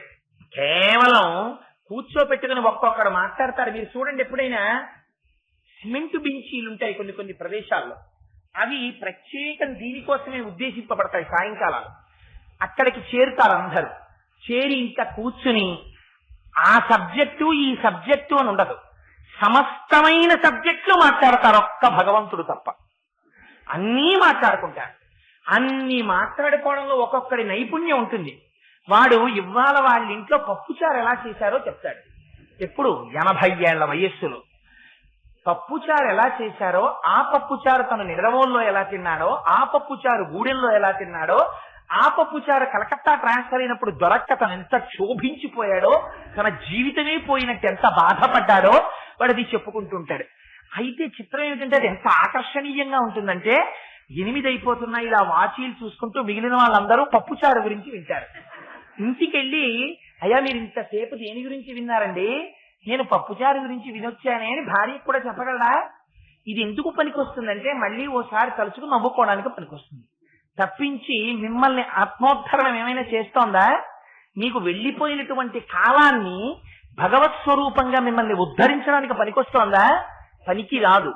పరమాత్మ స్వరూపాన్ని మీలోకి ప్రవేశపెట్టి భగవంతుని యొక్క అనుగ్రహం మీ యందు ప్రసరించడానికి హేతువయ్యేటటువంటి భగవత్ సంబంధమైన భాషణము ఏది ఉన్నదో అది మాత్రమే మీకు పుష్టినిస్తుంది. అందుకని కేవలం తీయగా ఉంటే సరిపోతుందా? సరిపోదు. అది లోపలికి వెళ్ళి బలాన్ని ఇవ్వాలి. అయితే బలాన్ని ఇవ్వాలని అది పట్టుకుని అసలు మీకు ఏమిటో అసలు ఆ విషయం అర్థం కాకుండా దాన్ని పట్టుకుని వ్యాకరణంలోకి, ధాతువుల్లోంచి, అందులోకి ఇందులోకి వెళ్ళిపోయి చెప్పేశాడు అనుకోండి. ఆయన ఏమిటో చాలా చెప్పారు కానండి, అది ఏమిటో మాకేం బుర్రలోకి ఎక్కలేదండి. అదంతా ఏమిటో అన్నాడు, బీజాక్షరం అన్నాడు, ధాతు అన్నాడు, శబ్దం అన్నాడు, పొల్లు అన్నాడు, హల్లు అన్నాడు, అచ్చ అన్నాడు, ఒత్తు అన్నాడు, అదన్నాడు, ఇదన్నాడు, దాంట్లోంచి ఇది వస్తున్నాడు, ఇందులోంచి అందులోంచి వస్తుంది అన్నాడు. ఏదో చాలా శక్తివంతం అన్నాడు కానండి, ఇది అని చెప్పడం నాకు కుదరదండి అంటే. అందుకని ఏమవ్వాలి? పసిపిల్లలకి ఏం పడుతుంది? తల్లి పాలు పడుతుంది. పాలు ఏమైపోతాయి? లోపలికి వెళ్ళి జీర్ణం అయిపోతాయి. పాలు జీర్ణం అవ్వకపోవడం అన్నది ఉండదు. అలా ఎంతమంది విననివ్వండి. అందుకే సార్వభౌమిక మతము అని పేరు సనాతన ధర్మానికి. సర్వభూమికలలో ఉన్న వాళ్ళని ఉద్ధరించగలదు.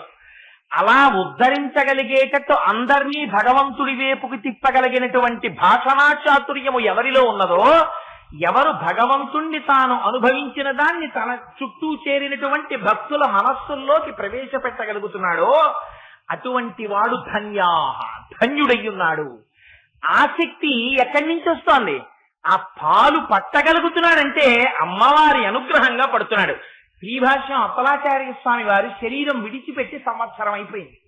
ఈ కాకినాడ పట్టణంలో ఇప్పటికీ శ్రీభాష్యం అప్పలాచార్య స్వామి వారి పేరు చెప్పుకోవడం వల్ల, ఆయన మాటలు వినడం వల్ల జీవితాలు మార్చుకున్న వాళ్ళు కొన్ని వేల మంది ఉన్నారు.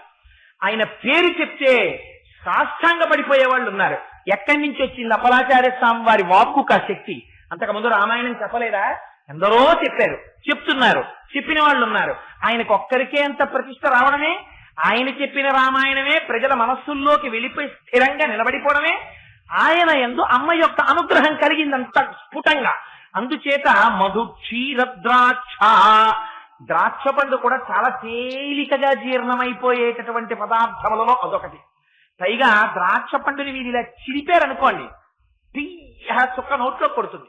ద్రాక్ష పండు ఇలా చిరిపితే ఆ గింజ కబాల మెత్తటి పదార్థంతో గుజ్జుతో లోపలికి వెళ్ళింది అనుకోండి, ఎంత తీయగా ఉంటుందో. అలా అటువంటి గొప్ప కవితాశక్తిని, అటువంటి వాక్ఝరిని ఇవ్వగలిగినటువంటిది అమ్మవారు. ఇచ్చిందా? ఒక్కసారి నమస్కారం చేస్తే ఏమండి అంత శక్తి ఇచ్చేస్తుందా? అంత జ్ఞానం ఇచ్చేస్తుందా అమ్మవారు? ఒకటి కాదు, మీకు ప్రపంచంలో ఎన్ని ఉదాహరణలున్నాయో. కాళిదాసు గారికి అంత కవిత్వ శక్తినిచ్చింది ఎవరిచ్చారు? అమ్మవారు ఇచ్చింది. కేవలం అమ్మ కటాక్షంతో చూసిందంతే. వెంటనే కాళిదాసు గారు శ్యామలాదండకని చెప్పారు. ఎక్కడి నుంచి వచ్చింది కాళిదాసు గారికి ఆ శక్తి? అమ్మవారు మూకుడని కంచిలో దేవాలయంలో ఎప్పుడు కూర్చునుండేవారు. ఆయన పేరేమిటో కూడా ఎవరికి తెలియదు. ఆయన మూగివాడు. సాధారణంగా మూగితనం ఉంటే చెవుడు కూడా ఉంటుంది. ఆయన ఎప్పుడు మాట్లాడేవారు కాదు, అలా కూర్చుని ఉండేవారు. ఆయన అదృష్టం పట్టింది.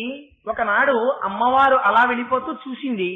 చూసి నిర్హేతుకంగా అమ్మ తన యొక్క కరుణని ప్రసరింపచేసింది కళ్ళల్లోంచి. అంతే. కొంతమంది అంటారు మూకుడికి తన తాంబూలం తీసి ఆయన నోట్లో పెట్టిందంటారు. ఏదైతేనే అమ్మ కరుణ ప్రసరించిందంటే వెంటనే ఆయన నోటి వెంట 500 శ్లోకాలు వచ్చాయి. 500 శ్లోకాలు కూడా ఎంత గొప్పగా వచ్చాయో తెలుసా అండి? మూక పంచశతి అని పేరు దానికి. ఆయన అమ్మవారి మీద వెంటనే ఆర్యాశతకము అని ఒక శతకం చెప్పేశారు. అమ్మ ఒక్క చిరునవ్వు నవ్వింది. మందస్మిత శతకము అని చిరునవ్వు మీద 100 శ్లోకాలు చెప్పేశారు.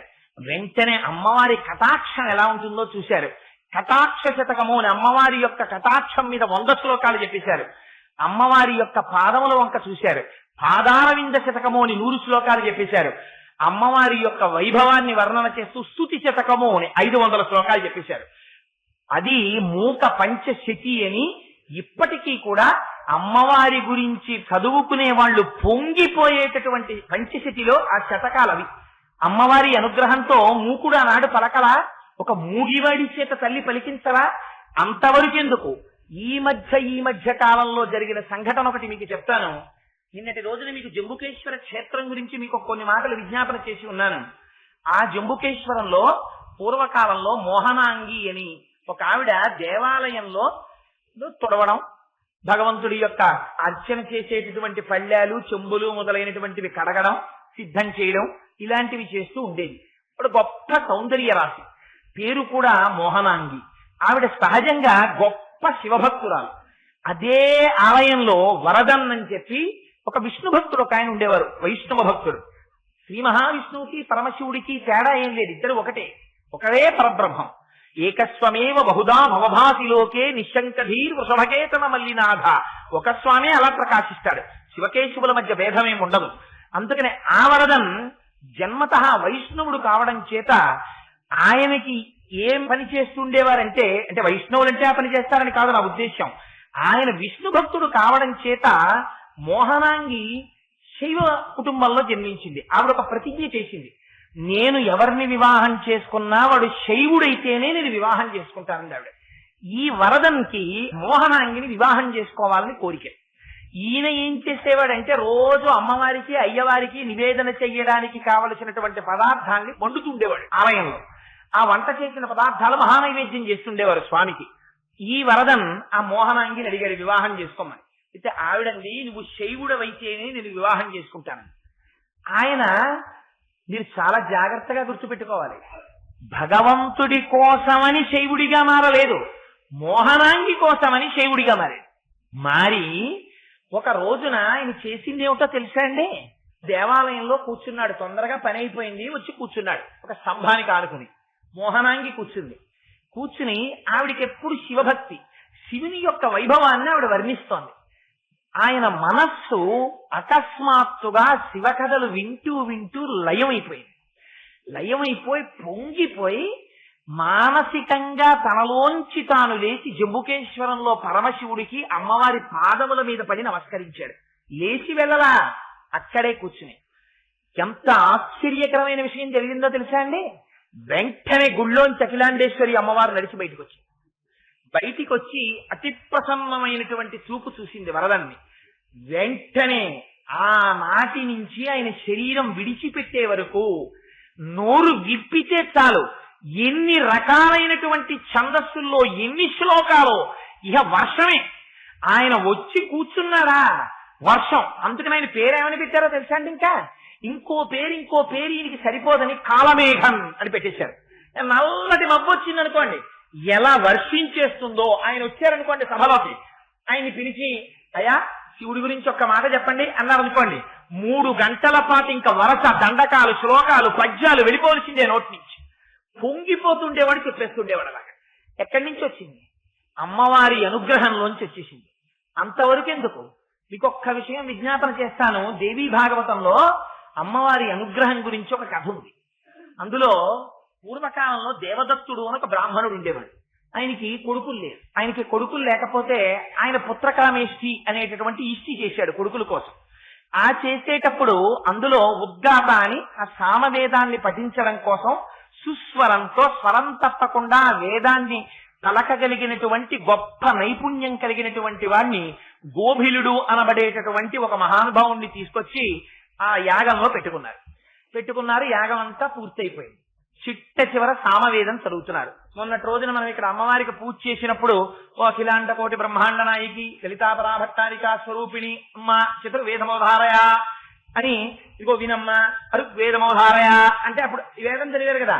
అలా చిట్ట చివర ఈయన సామవేదం చదువుతున్నాడు. ఆ సామవేదం చదువుతున్నప్పుడు కొంచెం స్వరంలో దోషం వచ్చింది. దోషం వచ్చేటప్పటికి దేవదత్తుడికి ఎక్కడ లేని ఆగ్రహం వచ్చింది. నేను కొడుకు కోసమని యాగం చేస్తుంటే దాంట్లో వేదం చదవడానికి వచ్చి నువ్వు స్వరం తప్పుతావా? ఎంత తప్పు పని చేశావురా అని అడిగాడు. అడిగితే ఆయన అన్నాడు, వాక్కు స్వరము దేని మీద ఆధారపడతాయి? ఊపిరి మీద ఆధారపడతాయి. ఆ ఊపిరిని తరువాత తాను చెప్పబోయేటటువంటి వాక్యము ఎంత పొడుగుంటుందో దాన్ని ముందే లెక్క వేసుకుని దానికి కావలసినంత ఊపిరి లోపల తీసి నిలబెడితే తప్ప ఆ వాక్య నిర్మాణమునకు కావలసినంత ఊపిరి పైకి వాక్కుగా రాదు. అలా వేదం పలికేటప్పుడు కూడా ఉచ్ఛ్వాస నిశ్వాసలలో కావలసినంత ఊపిరి తీసి అప్పుడు దాన్ని ఆ స్వరబద్ధంగా బయటికి తీసుకొచ్చి శబ్ద స్వరూపంగా వేదాన్ని పలకాలి. ఒక్కొక్కసారి ఆ ఊపిరి తీసి లోపల పట్టుకోవడంలో చిన్న తేడా వచ్చి స్వరం మారచ్చు. అంత మాత్రానికి నిండు సభలో పట్టుకుని నన్ను ఇంత మాట అంటావా, నీకు మూఢుడైన కుమారుడు జన్మించుగాక అని చెప్పింది. పాపం ఈ దేవదత్తుడు వెళ్ళి ఆయన కాళ్ళ మీద పెట్టాడు. ఎంత మాట అన్నావయ్యా, కొడుకు కోసమని ఇంత ఇష్టి చేశారు. చిట్ట చివరికి ఏమైంది? ఇంత ఇష్టి చేసిన తర్వాత మూఢుడైన కొడుకు పుట్టాలని శపించావు.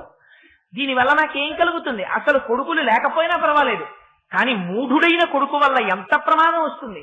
అందుకని మహానుభావ నీ యొక్క కోపాన్ని ఉపసంహరించి నన్ను రక్షించన్నాడు. ఆయన అన్నాడు, పుట్టుక చేత మూఢుడు కానీ ఆ తరువాత అతను మహావిద్వాంసుడవుతాడు అన్నాడు. అయిపోయింది, ఇష్టి వెళ్ళిపోయారు అభిమానం వాళ్ళు. పాపం ఈ దేవదత్తుని యొక్క భార్య గర్భాన్ని ధరించింది, ఒక పిల్లవాణ్ణి కంది. ఆ పిల్లవాణ్ణి కూర్చోబెట్టుకుని దేవదత్తుడు సంధ్యావందనం నేర్పుదామంటే వాడు అలా చూస్తూ ఉండేవాడు. వాడి పేరు కూడా వాడి నోటికి తిరిగేది కాదు. ఉతధ్వజుడు అని పేరు పెట్టారు. ఆయన పేరే ఆయనకి నోరు తిరిగేది కాదు. అందుకని అసలు ఏమీ మాట్లాడేవాడు కాదు. అలా కూర్చునేవాడు, ఒక చెక్క బొమ్మ కూర్చున్నట్టు ఉండేవాడు. తండ్రికి అసహ్యం వేసింది. ఒరే, నీలాంటి వాడి గురించి శాస్త్రంలో ఏం చెప్తారో తెలుసా? బ్రాహ్మణుడవై పుట్టి సంధ్యావందనం చెయ్యడం కూడా చేతకాక నోరు విప్పి 4 మంచి మాటలు పలకలేని నీలాంటి వాడికి శరీరమును పోషించడానికి కావలసినంత తిండి మాత్రమే పెట్టమని శాస్త్రం. అందుకని నీకు అంత తిండే పెట్టాలి, అంతకన్నా నువ్వు ఎందుకు పనికిరావు. ఇంకా నువ్వు చచ్చిపోకుండా అన్నం పెట్టాలంతే నీకు. నీలాంటి కొడుకు పుట్టి నాకు ఎంత అప్రతిష్ట తెచ్చాడ్రా అని వాపోయాడు తండ్రి. కాకపోతే పాప ఆ మాటలు విన్నాడు. తల్లిదండ్రులు అంటున్న మాటలు చాలా బాధ కలిగింది. చిచ్చి, నేను ఉండకూడదని చెప్పి దూరంగా వెళ్ళిపోయాడు గంగానదీ తీరానికి. అక్కడ కుటీరం కట్టుకున్నాడు. కుటీరం కట్టుకుని ఆ కుటీరంలో ఉంటున్నాడు. ఆయన ఏం మాట్లాడు. ఆ చుట్టూ ఉన్నటువంటి వాళ్ళందరూ చూశారు. పొద్దున్నే లేచేవాడు, చీకటితో గంగలోకి వెళ్ళేవాడు, స్నానం చేసేవాడు. కాకి ఎలా మునుగుతుందో అలా మునిగేవాడు. ఎందుకని? ఆ స్నానం చేసేటప్పుడు ఆ మంత్రం చెప్పుకోవడం అవి ఆయనకేం చేతకావు. అందుకని కాకి స్నానం అంటారు. స్నానం చేసేసేవాడు, బయటకు వచ్చేసేవాడు, కూర్చునేవాడు. ఏదైనా ఓ కాయో పండో దొరికిందా తినేవాడు. ఎవరైనా తెచ్చి అక్కడ పెట్టారా తీసుకు తినేవాడు. ఏమంటే మీ పేరేమిటండి మాట్లాడేవాడు కాడు. ఏమీ మాట్లాడకుండా కూర్చుంటే ఇది ప్రజలకు బాగా నచ్చింది. అసలు ఆయనండి మౌనస్వామి. అసలు ఆయన ఏం మాట్లాడరో తెలుసా మీకు? 1 రూపాయి అడగరు, ఎవరింటికి రారు, భిక్ష అడగరు. ఎప్పుడు అలా మౌనంలో ఏం చూస్తాడో తెలియదు, ఏం వింటాడో తెలియదు. అసలు శక్తులన్నీ ఆయన దగ్గర ఉన్నాయనుకున్నారు. అనుకుని వాళ్లే పేరు పెట్టేసుకున్నారు. ఎంత గొప్ప తపస్సు అంటే అసలు ఇది తపస్సు అంటే. అందుకని ఆయన పేరు సత్య తపస్సుడు అని పేరు పెట్టుకున్నారు. వాళ్ళు పెట్టుకుని ఇంకా ప్రతి ఇంట్లో వాళ్ళు తీసుకొచ్చి అక్కడ పదార్థాలు ఎట్టేవారు. ఇదేదో బానే ఉంది, మన నోరు విప్పామా మన బతుకు బయటడిపోతుంది, అక్షరం ముక్క రాదు మనకి. అందుకని అసలు మనం మాట్లాడాలి, మౌనంగా ఉంటాం. వాళ్ళు మౌనమే నాకు శ్రీరామరక్ష, వాళ్ళు నేనేదో పెద్ద తపస్సునని ఇవన్నీ పెడుతున్నారు అని ఆయన హాయిగా రోజు ఏదో పాపం తినేవాడు. కానీ మనస్సులో కుమిలిపోతూ ఉండేవాడు. 14 ఏళ్ళు అయింది ఇల్లు విడిచిపెట్టేసప్పటికి. నాన్నగారు ఎలా ఉన్నారో, అమ్మ ఎలా ఉందో, నా బతుకు ఇలా అయిపోయింది, దొంగ బతుకు. రేపు పొద్దున్న ఎప్పుడైనా ఒక్కసారి నోరు విప్పానా కర్రలెట్టి కొడతారు నన్ను. నేనేదో తపస్సు అనుకుని వీళ్ళు పెడుతున్నారు, తింటున్నాను, కూర్చుంటున్నాను. ఈ పర్ణశాల నేను తప్ప నాకేమీ తెలియదు, బయటికి వెళ్ళడానికి భయం, ఎవడేం అడుగుతాడో భయం, ఎవడన్నా కనపడేటప్పటికీ కళ్ళు మూసు కూర్చోవాలి అని అలా కూర్చున్నాడు. పాపం కూర్చుంటే ఆయన దురదృష్టమో ఆయన అదృష్టమో ఒక రోజున ఒక పెద్ద వేటగాడు వచ్చాడు. వాడు సాక్షాత్ కాలయముళ్ళే ఉన్నాడు. నల్లటి శరీరం, ఎర్రటి కళ్ళు. ఆయన వస్తూ ఒక అడవి పందిని తరువుకొచ్చాడు. తరువుకొస్తే ఆ అడవి పంది యొక్క డొక్కలో ఆ కిరాతుడు విడిచిపెట్టినటువంటి బాణం గుచ్చుకుంది. అది నెత్తురోడుతూ తప్పుకోవడానికి మార్గం లేక పరిగెడుతూ ఈయన ఉన్నటువంటి ఆ పర్ణశాలలో యొక్క తడికి తోసుకుని లోపలికి వచ్చింది. ఈయన ఏదో కళ్ళు మూసుకుని అలా కూర్చున్నాడు. పాపం ఏంట్రా ఎల్లరని కళ్ళు తెరిచాడు. ఎదురుగుండా పంది కనపడింది. ఆ పంది డొక్కలో బాణం, అందులోంచి రక్తం వరద కింద కారిపోతోంది. నోరు తెరిచి అల్లల్లాడిపోతోంది, కన్నుల వెంట నీళ్లు. వెనక వచ్చేస్తున్నాడు. హుప్ అంటాం ఎగురేటప్పుడు. హుప్ అంటే అర్థం ఏంటంటే అదేమో బీజాక్షరమా అంటే అదో ఆ మాట అంటాం అంతే మనం. అలా ఆ పందిని చూశాడు. ఆయన మనస్సు ఒక్కసారి లయం అయిపోయింది. మనస్సులో అపారమైన కారుణ్యం కలిగింది ఆ పంది పట్ల. తనకి తెలియకుండానే ఐం అన్నాడు. అని ఇదేదో బానే ఉంది, ఈ అక్షరం ఏమిటోనో ఇన్నాళ్ళకి నోరు విప్పానని ఆ అక్షరమే 2-3 మాటలు అన్నాడు. అంత తీవ్రంగా మనస్సు లయమైపోయినటువంటి స్థితిలో అమ్మవారి సారస్వత బీజాక్షరం ఆ అక్షరం. ఆ బీజాక్షరాన్ని నోటి వెంట పలికాడేమో అమ్మవారు ఒక్కసారి ప్రసన్నమైన దృక్కులతో చూసింది. చూసేటప్పటికి ఇంకే ఉంది, అమ్మ చూసిందా, మహాపండితుడైపోయాడు. కిరాతుడు వచ్చి మహానుభావ, మీరు సద్బ్రాహ్మణులు తపస్సు చేస్తున్నారు, నేను పందిని కొట్టాను, ఆ పంది ఎక్కడ దాక్కుంది చెప్పండి అన్నాడు. చూశాడు ఆయన. అక్కడే ఆ ఉతక్షుడు చూసేటప్పటికీ అక్కడే ఉన్నటువంటి ఒక పొదలో పడుకుంది పాపం, అది ప్రాణభీతితో. ఈ పంది ఇక్కడే ఉన్నది అని చెప్పాడా? పంది ప్రాణాలు తీసేసినటువంటి పాపంలో కొంత భాగం తన ఖాతాలో పడుతుంది. పంది సంగతి నాకు తెలియదన్నాడా? సత్యం చెప్పిన దోషం తన ఖాతాలో పడుతుంది. ఇప్పుడు పాండిత్యం రావడం వల్ల ప్రమాదం వచ్చింది. ఇప్పుడు ఏం చెప్పాలి, నిజం చెప్పాలా అబద్ధం చెప్పాలా ఆలోచించాడు. ఆలోచించి వెంటనే అమ్మవారి అనుగ్రహంతో మహాపాండిత్యం వచ్చేసింది కదా. ఆయన అన్నాడు, యా పశ్యతి రసాబ్రూతే యాబ్రూతే సమపశ్యతి అహో వ్యాధ స్వకార్యార్థిం కిం పృచ్యతి పునః అన్నాడు. ఓ వ్యాధుడా, ఓ నిషాదుడా, ఓ బోయవాడా, ఓ జంతువులని చంపేవాడా, ఓ కిరాతుడా, ఎందుకని మాటలు అడుగుతావు? ఏది చూస్తోందో అది చెప్పదు, ఏది చెప్తుందో అది చూడదు. అందుకని ఇంత అడవిలోనికి ఇంకో జంతువు దొరకదా పో అన్నాడు. ఏమిటి ఇందులో అర్థం? చూసేదేది కన్ను, చూసిన కన్ను చెప్తోందా? చెప్పట్లేదు. చెప్పేదేది నోరు, చెప్పిన నోరు చూస్తోందా? చూడటం లేదు. చూసేది చెప్పదు, చెప్పేది చూడదు. ఎందుకయ్యా నన్ను దింపుతావు మధ్యలో? ఇంకో చోటుకు పోవాలి. నిజం చెప్పాడా అబద్ధం చెప్పాడా? నిజమే చెప్పాడు, అబద్ధము చెప్పాడు. కానీ ఆ అబద్ధం ఎందుకు పనికొచ్చింది? వేరొక ప్రాణి యొక్క ప్రాణములను నిలబెట్టడానికి పనికొచ్చింది. అలా అబద్ధం చెప్పినా అది సత్యము కిందకే వస్తుంది. అందుకని ఒక్క బీజాక్షరాన్ని పలికినంత మాత్రం చేత ఆనాడు ఉతక్షుడు ఎంత గొప్ప పండితుడైపోయాడయా. అమ్మవారి అనుగ్రహం ఉంటే ఎవరినైనా అమ్మ మార్చేయలేదా? ఇంకింతకన్నా ఏమిటి? ఇంకా దారుణమైన విషయం ఏమిటో తెలుసా అండి మీకు? ప్రపంచంలో ఇప్పటికీ మీరు ఎక్కడికి వెళ్ళండి, దక్షిణ భారతదేశంలో తమిళనాడు దేవాలయాల్లో 63 మంది నాయనార్లలో ప్రముఖంగా ఉంటారు జ్ఞానసంబంధారు. ఆయన తండ్రి, ఆయన కూడా మనలా జన్మించారు జ్ఞానసంబంధారు. జ్ఞానసంబంధారు తండ్రి గారి పేరు శివభక్త హృదయుడు, తల్లి గారి పేరు భగవతి. వాళ్ళిద్దరికీ లేక లేక ఒక పిల్లాడు పుట్టాడు. ఆ పిల్లాడిని తీసుకుని కొంచెం పెద్దవాడు అయ్యాడు, నడుస్తున్నాడు. ఒకనాడు తండ్రి గారు దేవాలయంలో ఉన్నటువంటి కోనేటిలో స్నానం చేసి సంధ్యావందనం చేసుకుందామని వెడుతున్నాడు. పిల్లవాడు వెంటబడ్డాడు. నాన్నగారు నేను వస్తానన్నాడు. సరే తీసుకెళ్లాడు తండ్రి గారు. తీసుకెళ్లి స్నానం చేసి ఆయన ఆ నీటిలో మునిగారు. మునిగేటప్పటికా ఒడ్డున కూర్చున్నాడు పిల్లాడు. వాడికి ఒక్కసారి భయం వేసింది, అమ్మో నాన్నగారు కనపట్టలేదు, నీళ్లలో మునిగిపోయారు అనుకున్నాడు. అనుకుని ఆయనకి ఏం చెయ్యాలో తెలియలేదు. ఆయన ఏదో అహమస్వర మంత్రం చెప్పుకోవడం కోసమని ఆ నీళ్లలో మునిగాడు. అమ్మో నాన్నగారు కనపట్టలేదు అనుకున్నాడు. అంతకు ముందు నాన్నగారు చెప్పినటువంటి మాట ఒకటి జ్ఞాపకం వచ్చింది. అంతకు ముందు గుళ్ళోకి వచ్చినప్పుడు నాన్నగారిని అడిగాడు, ఆ గుడి గోపురం మీద వాళ్ళిద్దరు ఎవరండి అని అడిగాడు. ఒరే నీకు నేనెలా తండ్రినో ఈ సమస్త జగత్తుకి ఆ తోణిపురీశ్వరుడైన పరమేశ్వరుడు తండ్రి. ఆ పక్కనుందే పార్వతీదేవి, ఆవిడ అమ్మ. ఎప్పుడు కష్టం వచ్చినా నువ్వు నాన్నగారండి అని పిలిస్తే నేను పరిగెత్తుకొస్తున్నానే, అలా లోకంలో ఎవరికైనా కష్టం వచ్చినప్పుడు ఆర్తితో వాళ్ళని పిలిస్తే వాళ్ళు వచ్చి తీరుస్తారా అందావిడ అని చెప్పేవాడు ఆయన. ఈయన ఏడుస్తోటి చూశాడు, వాళ్ళిద్దరు కనపడ్డారు. నాన్నగారు చెప్తూ ఉండేవారు, ఆయన్ని పిలిస్తే వస్తాడని చెప్పారు నాన్నగారు. ఇవాళ నాన్నగారు కనబట్టలేదు, నీళ్లలో మునిగిపోయారు అని వెంటనే అమ్మా అయ్యా పార్వతి పరమశివ పార్వతి పరమశివ అన్నాడు. ఎక్కడుంది నిజాయితీ? మనం చేస్తే పూజ విగ్రహాలని చూస్తాం, ఆయన విగ్రహాలని చూడలేదు, అమ్మవారిని అయ్యవారిని చూశాడు. పిల్లవాడి కదా కాపక్ష్యం ఎక్కడుంది అని చూసి అరిచేసరికి కదిలిపోయాడు అంతటి పరమశివుడు కూడా. గబగబా వృషభవాహనం ఎక్కి అమ్మవారిని తొడ మీద కూర్చోబెట్టుకుని వచ్చేసాడు. వచ్చేసి పిల్లవాడు ఏడుస్తున్నాడు. గబాలన వాడిని ఎత్తుకుని, అలా చూస్తావేం పార్వతి, పిల్లవాడు ఏడుస్తుంటే నీ స్తన్యాన్ని బంగారు గిన్నెలో పిండి ఆ పాలు పట్టు పిల్లవాడికి అన్నాడు. అంటే ఆవిడంది కూడా చాలా తేలిగ్గా చెప్పేస్తున్నారు. వీడికి పాలు పడితే ఏమొస్తుందో తెలుసా? శివజ్ఞానం వస్తుంది. పట్టణ అంది. ఏమొస్తే నాకెందుకో, వాడు పిల్లవాడు. అమ్మా నాన్న అమ్మా నాన్న అని మనం ఉన్నామని నమ్మి ఏడ్చాడు. మనని చూసి పట్టేసేయి అన్నాడంతే. అమ్మ వెంటనే ఒక బంగారు గిన్నెలోకి తన స్తన్యాన్ని పిండి వాడికి పాలు పట్టేసింది. పట్టి మూతి తుడిచింది. శంకరుడు కళ్ళు తుడిచాడు. వాడు ఆ పాలు తాగి కూర్చున్నాడు హాయిగా. ఇంతలో తండ్రి లేచాడు, ఒళ్ళు తుడుచుకున్నాడు, పంచకట్టుకు వచ్చాడు ఆయన. వీళ్ళిద్దరూ మళ్ళీ గోడ మీదకి వెళ్ళిపోయారు కామ్గా. వెళ్ళిపోయిన తర్వాత ఈ పిల్లాన్ని ఎత్తుకున్నాడు. ఎత్తుకుని పాపం గుళ్ళోకి ఎడుతున్నాడు.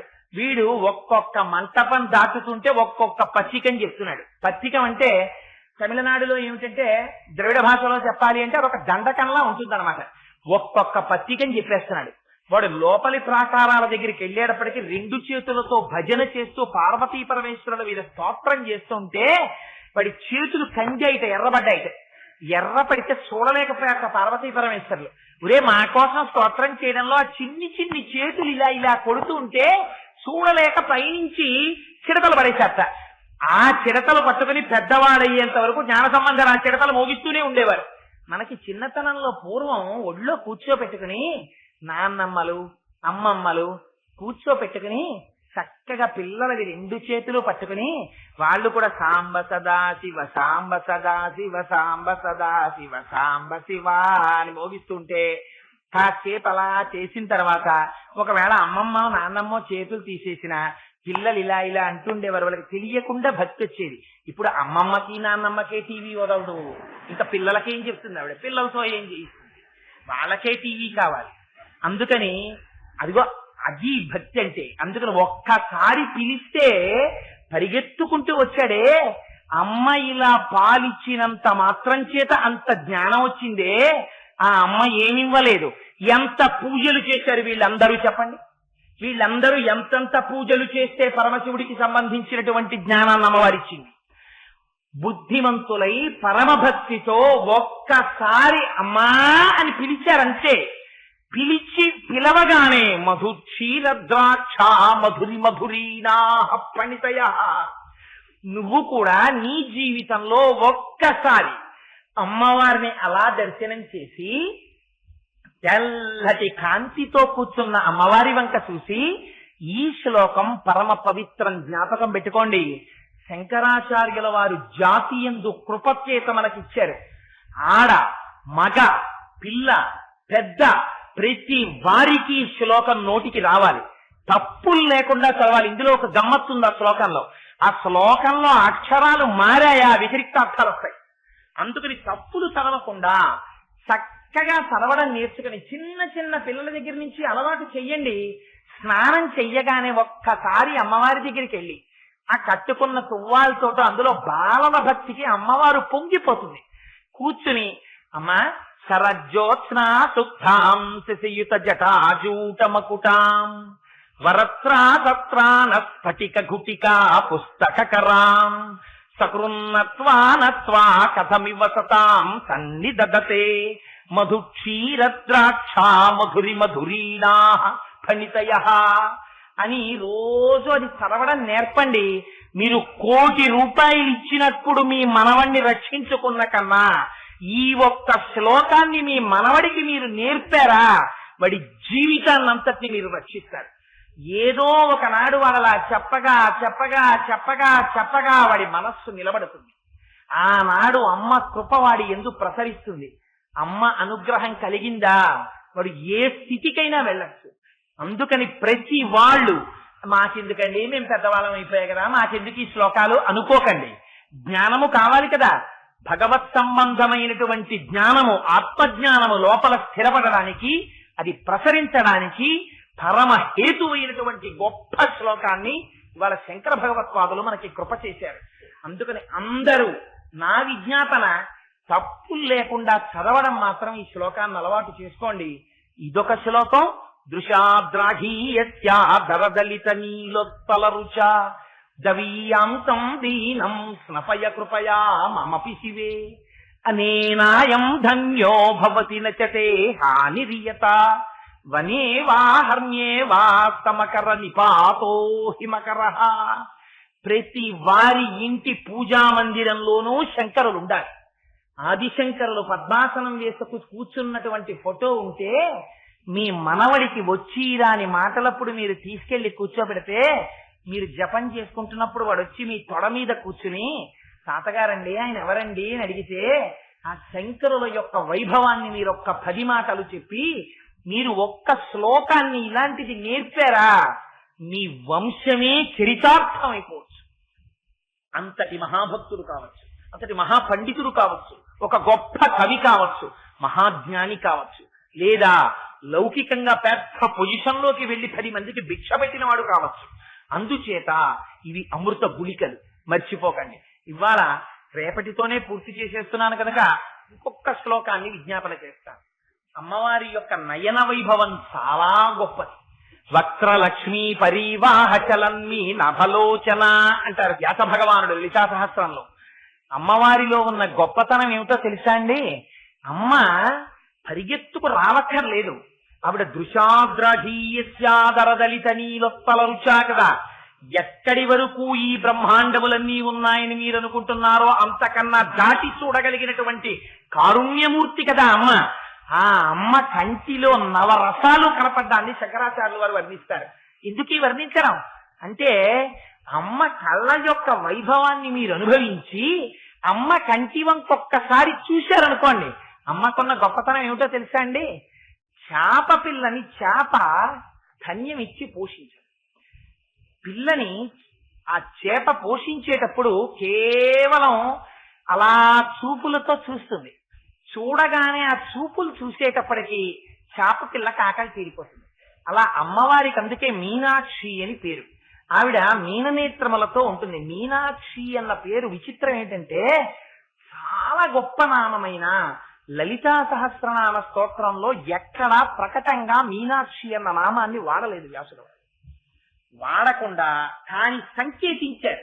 వక్రలక్ష్మీ పరీవాహ చలన్మీ నాభలోచన అని మీనాక్షి అమ్మవారి యొక్క వైభవాన్ని ప్రకటింపచేశారు. శంకరాచార్యులు వారు కూడా అమ్మవారి కన్నువేపుకి మనం చూశామా, ఆ ఒక్కసారి ఆ తల్లి కళ్ళవంక అలా చూసేసరికి మనలో ఉండేటటువంటి ఇప్పటి వరకు ఉన్న ఆందోళనలన్నీ ఉపశమించి మీరు ఒక గొప్ప శాంతిని సంతోషాన్ని అనుభవిస్తారు. అందుకని అది కేవలం కన్నుగా వర్ణిస్తే మన మనస్సు నిలబడదని ఒక్కొక్క శ్లోకంలో ఒక్కొక్క చిత్రమైన గారడీ చేశారు శంకరాచార్యుల వారు. ఎన్నెన్ని విన్యాసాలు ప్రదర్శించారంటే మహానుభావుడు అమ్మవారి కళ్ళల్లో నవరసాల్ని చూపించారు. మీకు ఒక్క విచిత్రం ఉంది. మీకు ఎప్పుడైనా కోపం వచ్చిందనుకోండి, పెదవుల్లో తెలుస్తుంది, పెదవులు అదురుతాయి.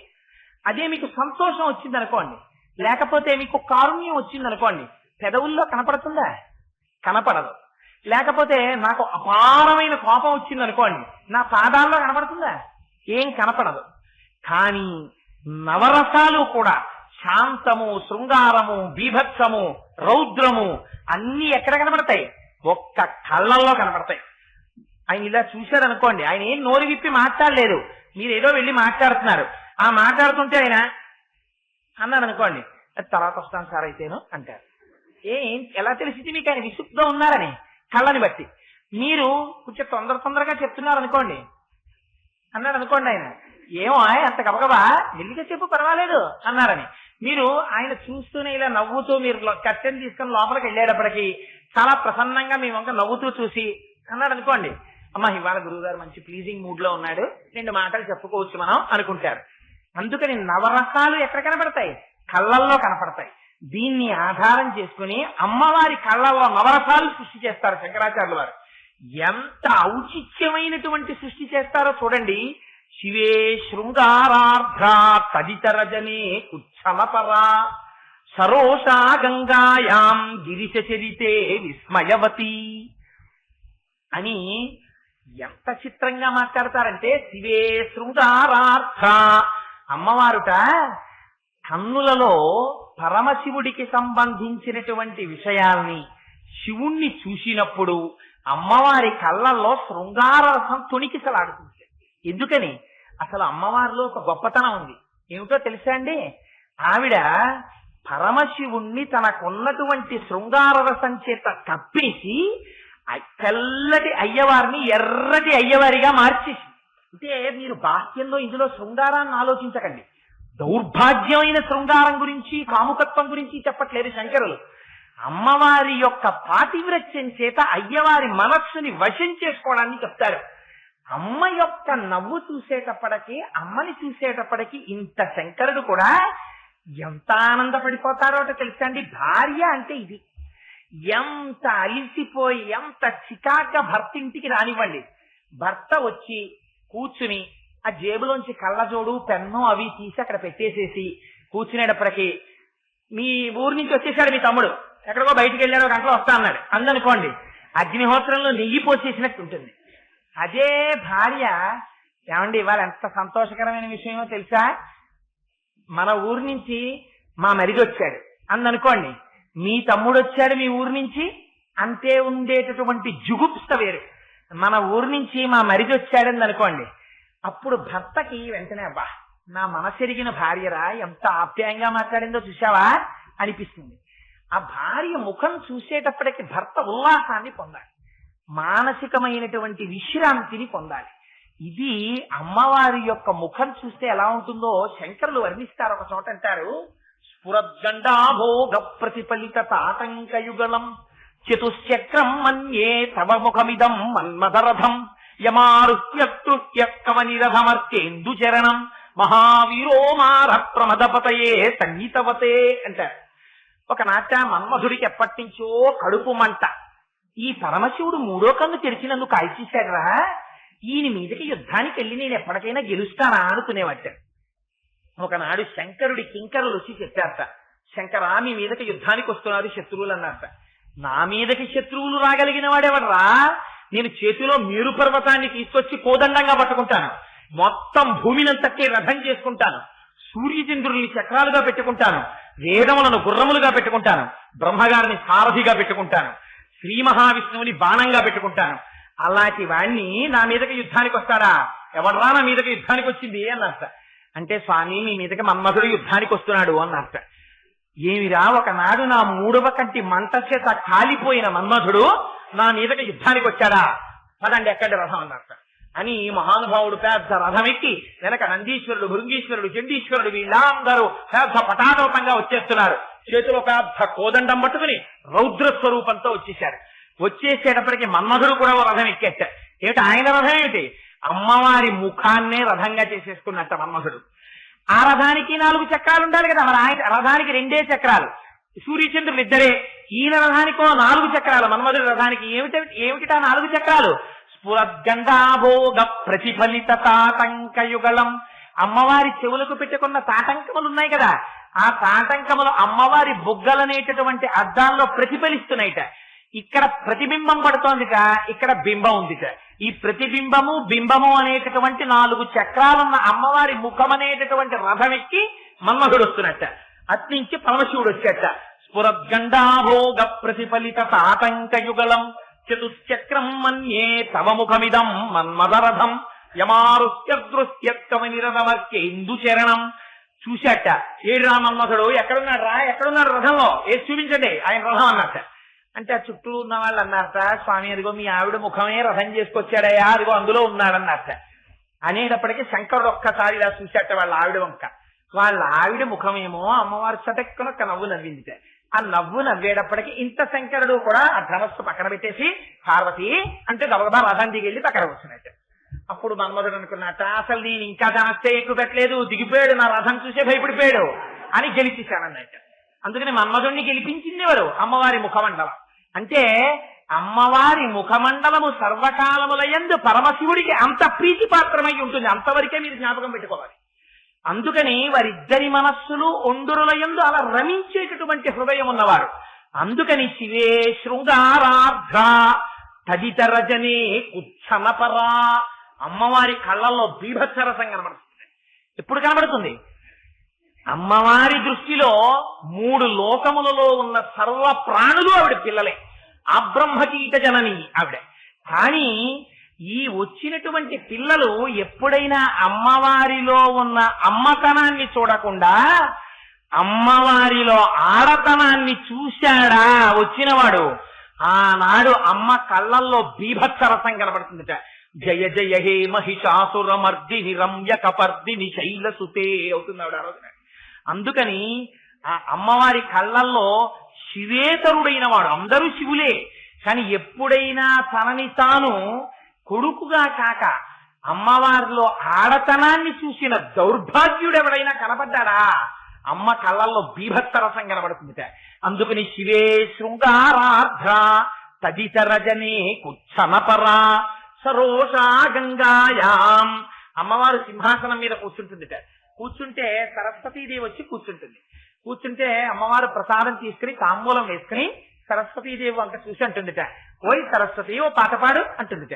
అంటే సరస్వతీదేవి గలీబి విపంచి అంటారు కదా, ఆ అమ్మవారి యొక్క వీణ ఉంటుంది కదా, ఆ సరస్వతీదేవి వీణ పట్టుకుని పరమశివుని యొక్క వైభవాన్ని స్తోత్రం చేస్తుంటుందిట. స్తోత్రం చేస్తూ పాట పాడుతుంటుందిట. ఎంత చిత్రమో తెలుసా అండి? సరస్వతీదేవి అంత పాట పాడితే తాంబూలా రుణపల్లవాధరయుతే తాటంకహారాన్వితే వీణానాద నిమీలితార్థనయనే విప్రస్థ చూళింబరే. ఆ పాట వింటూ పరమశివుడి గురించి వింటూ పొంగిపోతూ తాంబూలం నవ్వుతూ ఎర్రటి నోటితోటి సన్న నవ్వు నవ్వుతూ ఇలా ఇలా అంటుంటుందిట. అంటున్నప్పుడు ఆ తాటంకాలు ఇలా ఇలా కదులుతూ ఉంటాయిట.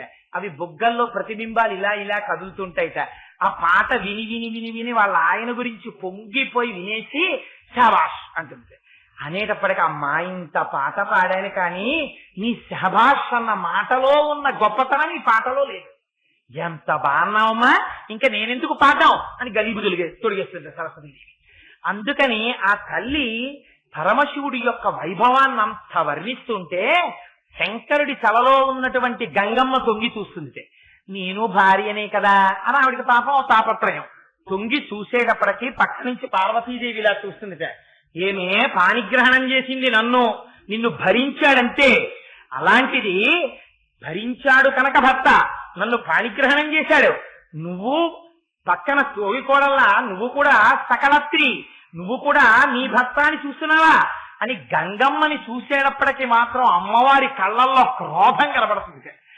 ఎంత అమ్మవారైతే మాత్రం పాతివ్రత్యమే కదండి.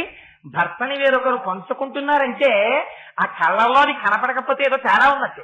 అది కనపడాలి. అందుకని శంకరులు ఎంత గొప్ప ఊహో చూడండి. సరోషా గంగాయాం గిరిశచరితే విస్మయవతి. అసలైన స్థాణుహు అని పేరు. పరమశివుడు ఒక దొంగ కూర్చున్నట్టు కూర్చుంటాడు. ఆయనలో ఆయనే అలా ఆనందం పొందేస్తూ. అమ్మవారు ఆయనలో శక్తి స్వరూపమై ప్రవేశించి రాక్షస సంహారం చేస్తుంటుంది ఆయనతోటి. అలాంటి పరమశివుడు ఆయన వైభవాన్ని, ఆయన గజాసురుణ్ణి సంహరించడం, మన్మధుణ్ణి కాల్చేయడం, యమధర్మరాజు యొక్క వక్షస్థలం మీద ఎడమ కాలి పాదంతో ఒక్క తన్ను తన్నడం, ఇలాంటి కథ, త్రిపురాసుర సంహారం, ఇవన్నీ వింటూ ఉంటుందిట అమ్మవారు. విని పొంగిపోతుందిట. పొంగిపోతాం. అందులో ఎలాంటి సంహారమే, సామాన్యమైన సంహారం ఏంటి? త్రిపురాసుర సంహారం అంటే వాళ్ళు కోరిక కోరారు బ్రహ్మగారిని, మాకు చావు ఉండకూడదన్నారు వాళ్ళు ముగ్గురు. అంటే చావు ఉండకుండా ఉండడం కుదరదురా, మీరు ఏదైనా ఇంకో వరం కోరుకోండి అన్నారు బ్రహ్మగారు. అయితే మేము వరం కోరుకుంటాం. ఏమిటో తెలుసా? మా ముగ్గురికి 3 పట్టణాలు ఉండాలి. ఒకటి బంగారు, ఒకటి వెండి, ఒకటి ఇనుము. ఈ 3 ఆకాశంలో తిరుగుతూ ఉండాలి. 1000 సంవత్సరాలకొక్కసారి పుష్కలావర్తక మేఘములు వర్షించాలి. అవి వర్షిస్తున్నప్పుడు ఈ 3 పట్టణములు ఒకేసారి కొంచెం సేపు ఒక సరళ రేఖలోకి రావాలి. అప్పుడు ఇంతకు ముందు ఎన్నడూ పట్టనటువంటి ధనస్సు పట్టుకుని, ఎన్నడూ లేని బాణం పట్టుకుని, దేవతా సార్వభౌముడైనటువంటి వాడు సృష్టిలో లేని రథాన్నికి ఒకే బాణంతో మా 3 పట్టణాలని కొడితే ఆనాడు మేము మరణిస్తాం. అలా వరమేమన్నారు. అంటే ఆయన అన్నాడు తథాస్తు అని వెళ్ళిపోయాడు. వీళ్ళకి ఎక్కడ లేని సంతోషం వచ్చింది. ఎప్పుడు వస్తాడు అలాంటి వాడు అని. వచ్చాడు. రానే వచ్చాడు. ఎవరు?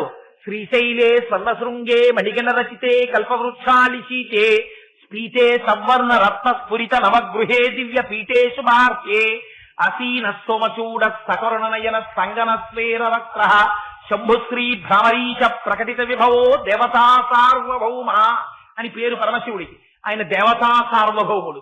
ఆయన రథం ఎక్కాడు. భూమిని రథం చేసుకున్నాడు. సూర్యచంద్రులు ఇద్దరు రథచక్రాలయ్యారు. వేదములు గుర్రాలయ్యాయి. బ్రహ్మదేవుడు పగ్గాలు పట్టుకున్నాడు. శ్రీ మహావిష్ణువు చేతిలోకి బాణమై వచ్చారు. ఆనాడు మేరు పర్వతాన్ని తీసుకొచ్చి ధనస్సుగా చేతిలో పట్టుకుని ఒక్కసారి మీరే మిమ్మల్ని చంపడానికి బాణం కావాలా అని 3వ కంటి మంటతో చూశారట. చూస్తే వీళ్ళందరూ పరిగెత్తుకొచ్చారట. సోమచ్చ భగవాన్ విష్ణు అని పరిగెత్తుకొచ్చి, స్వామి స్వామి నీ 3వ కంటి మంటతో కాల్చేకయ్యా, ఒక్కసారి మమ్మల్ని బాణంగా నీ చేత్తో పట్టుకోవయ్యా అని బతిమాలేట. బతిమాలితే అప్పుడు ఆ బాణాన్ని చేత్తో పట్టుకుని ప్రయోగించి కాల్చేశాడు. ఈ కథలన్నీ సరస్వతీదేవి వీణ మీద పాడుతుంటుందిట. పాడుతుంటే అమ్మవారు వాటిని వింటూ పొంగిపోతుందిట. పొంగిపోయి అబ్బా మా ఆయన కదా ఇంత గొప్పవారు అని సంతోషపడిపోయి విస్మయవతి కచేరీ అయిపోతుంది. అయిపోయిన తర్వాత ఒక్కసారి అమ్మవారి కళ్ళుంటాయిట.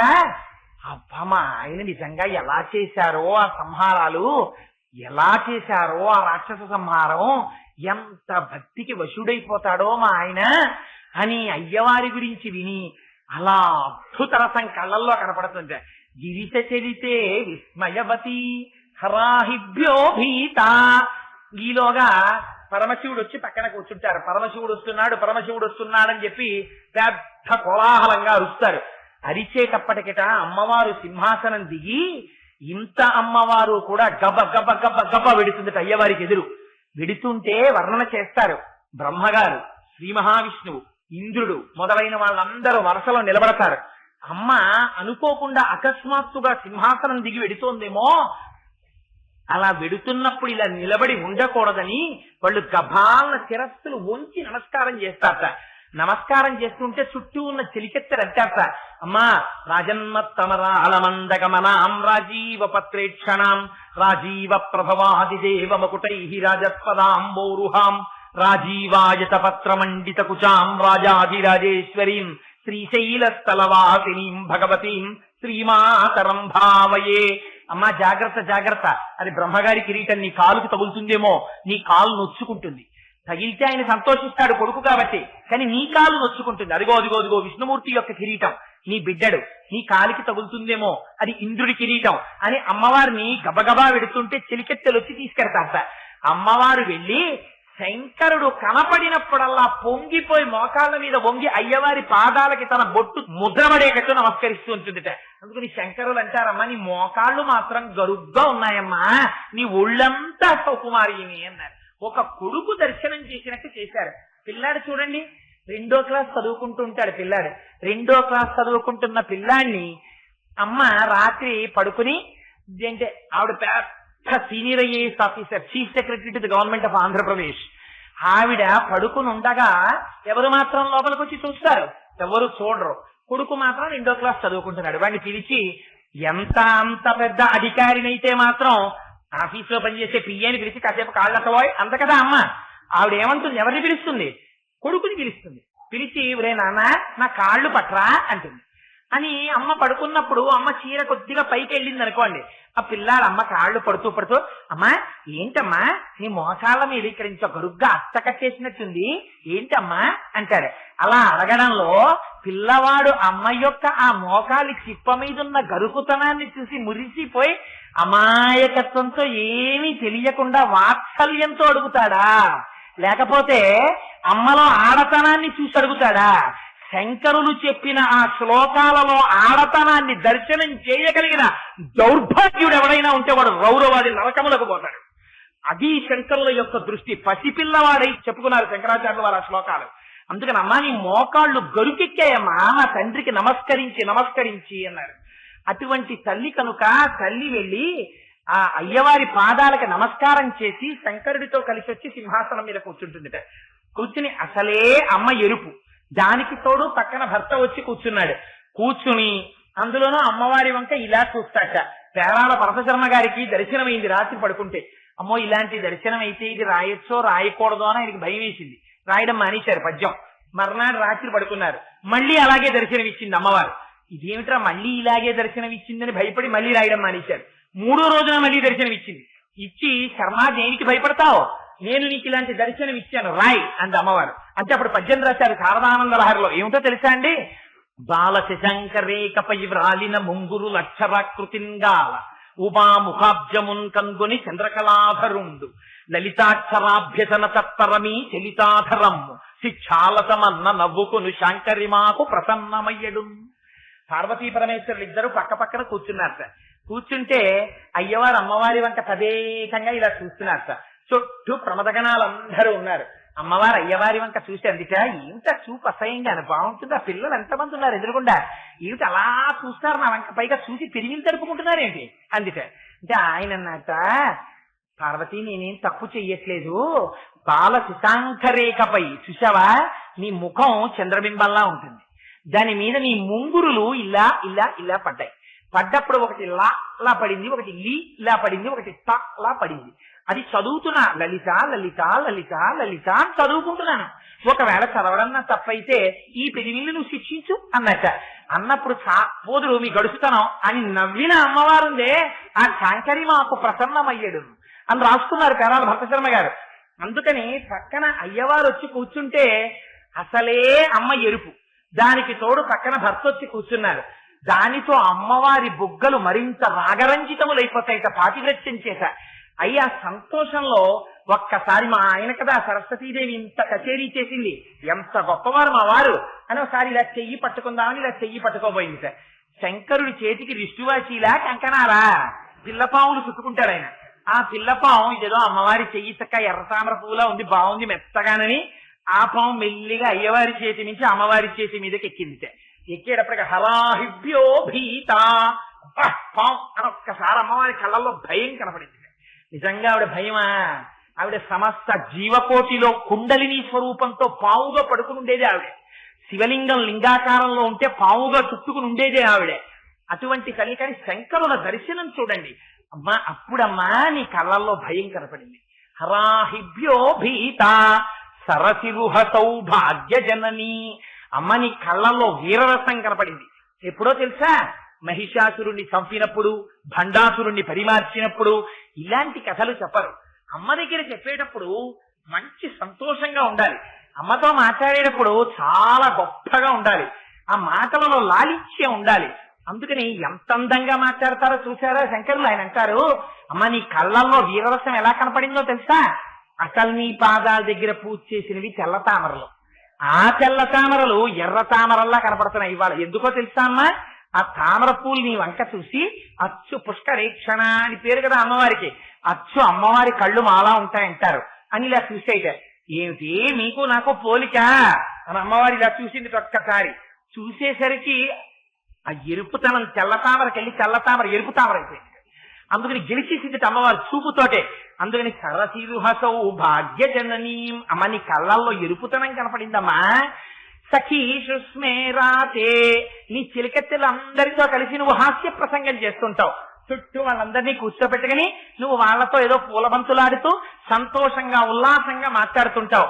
అప్పుడు నీ కళ్ళల్లో ఏం కనపడిందో తెలుసా అమ్మా? సఖీ సుస్మేరాతే, హాస్యరసం కనపడింది నాకు. మయి జనని దృష్టి సకరుణ, అమ్మ నన్ను చూసినప్పుడు ఏం కనపడిందో తెలుసా అమ్మా? శోకరసం గురించి మాట్లాడరు శంకరులు. దాక్షాయణిగా నువ్వు ఆ రోజున శరీరం విడిచిపెట్టడం అవన్నీ మాట్లాడరు, కరుణారసం గురించి మాట్లాడతారు. అమ్మా నన్ను చూసేటప్పటికీ నేను నీ పిల్లాన్ని కదమ్మా. మయి జనని, మనందరి తరపున ఇవాళ శంకరాచార్యులు వారు చేసేస్తున్నారు ప్రార్థన. అమ్మా నన్ను చూసేసరికి కొడుకు అని ఒక్కసారి సకరుణ, నీ కళ్ళల్లో కరుణారసం కనపడిందమ్మా. 8 రసాలు చెప్పారు శంకరాచార్యులు వారు. శివే శృంగారార్థ తదిత రజనే ఉత్సనపరా సరోషా గంగాయాం గిరిశచరితే విస్మయవతి హరాహిభ్యో భీత సరసిరుహసౌ భాగ్య జననీం సఖీషు స్మేరాతే మయి జనని దృష్టి సకరుణ. 9వ రసం ఇది. శ్లోకంలో 9వ రసం ఎక్కడ చెప్పారు? మరి నవరసాలు ఎక్కడి నుంచి వచ్చాయి అంటే శంకరుల గడుసుతనం చూడండి. ఆయన అన్నారు అసలు ఈ 8 రసాలు ఎక్కడి నుంచి వస్తాయి? శాంతరసంలోంచి వస్తాయి. అసలు మా అమ్మ స్వరూపం ఏమిటి? మా అమ్మ శాంతంగా ఉంటుంది. మా అమ్మ చాలా కోపం అండి అని ఎవరైనా అంటారా?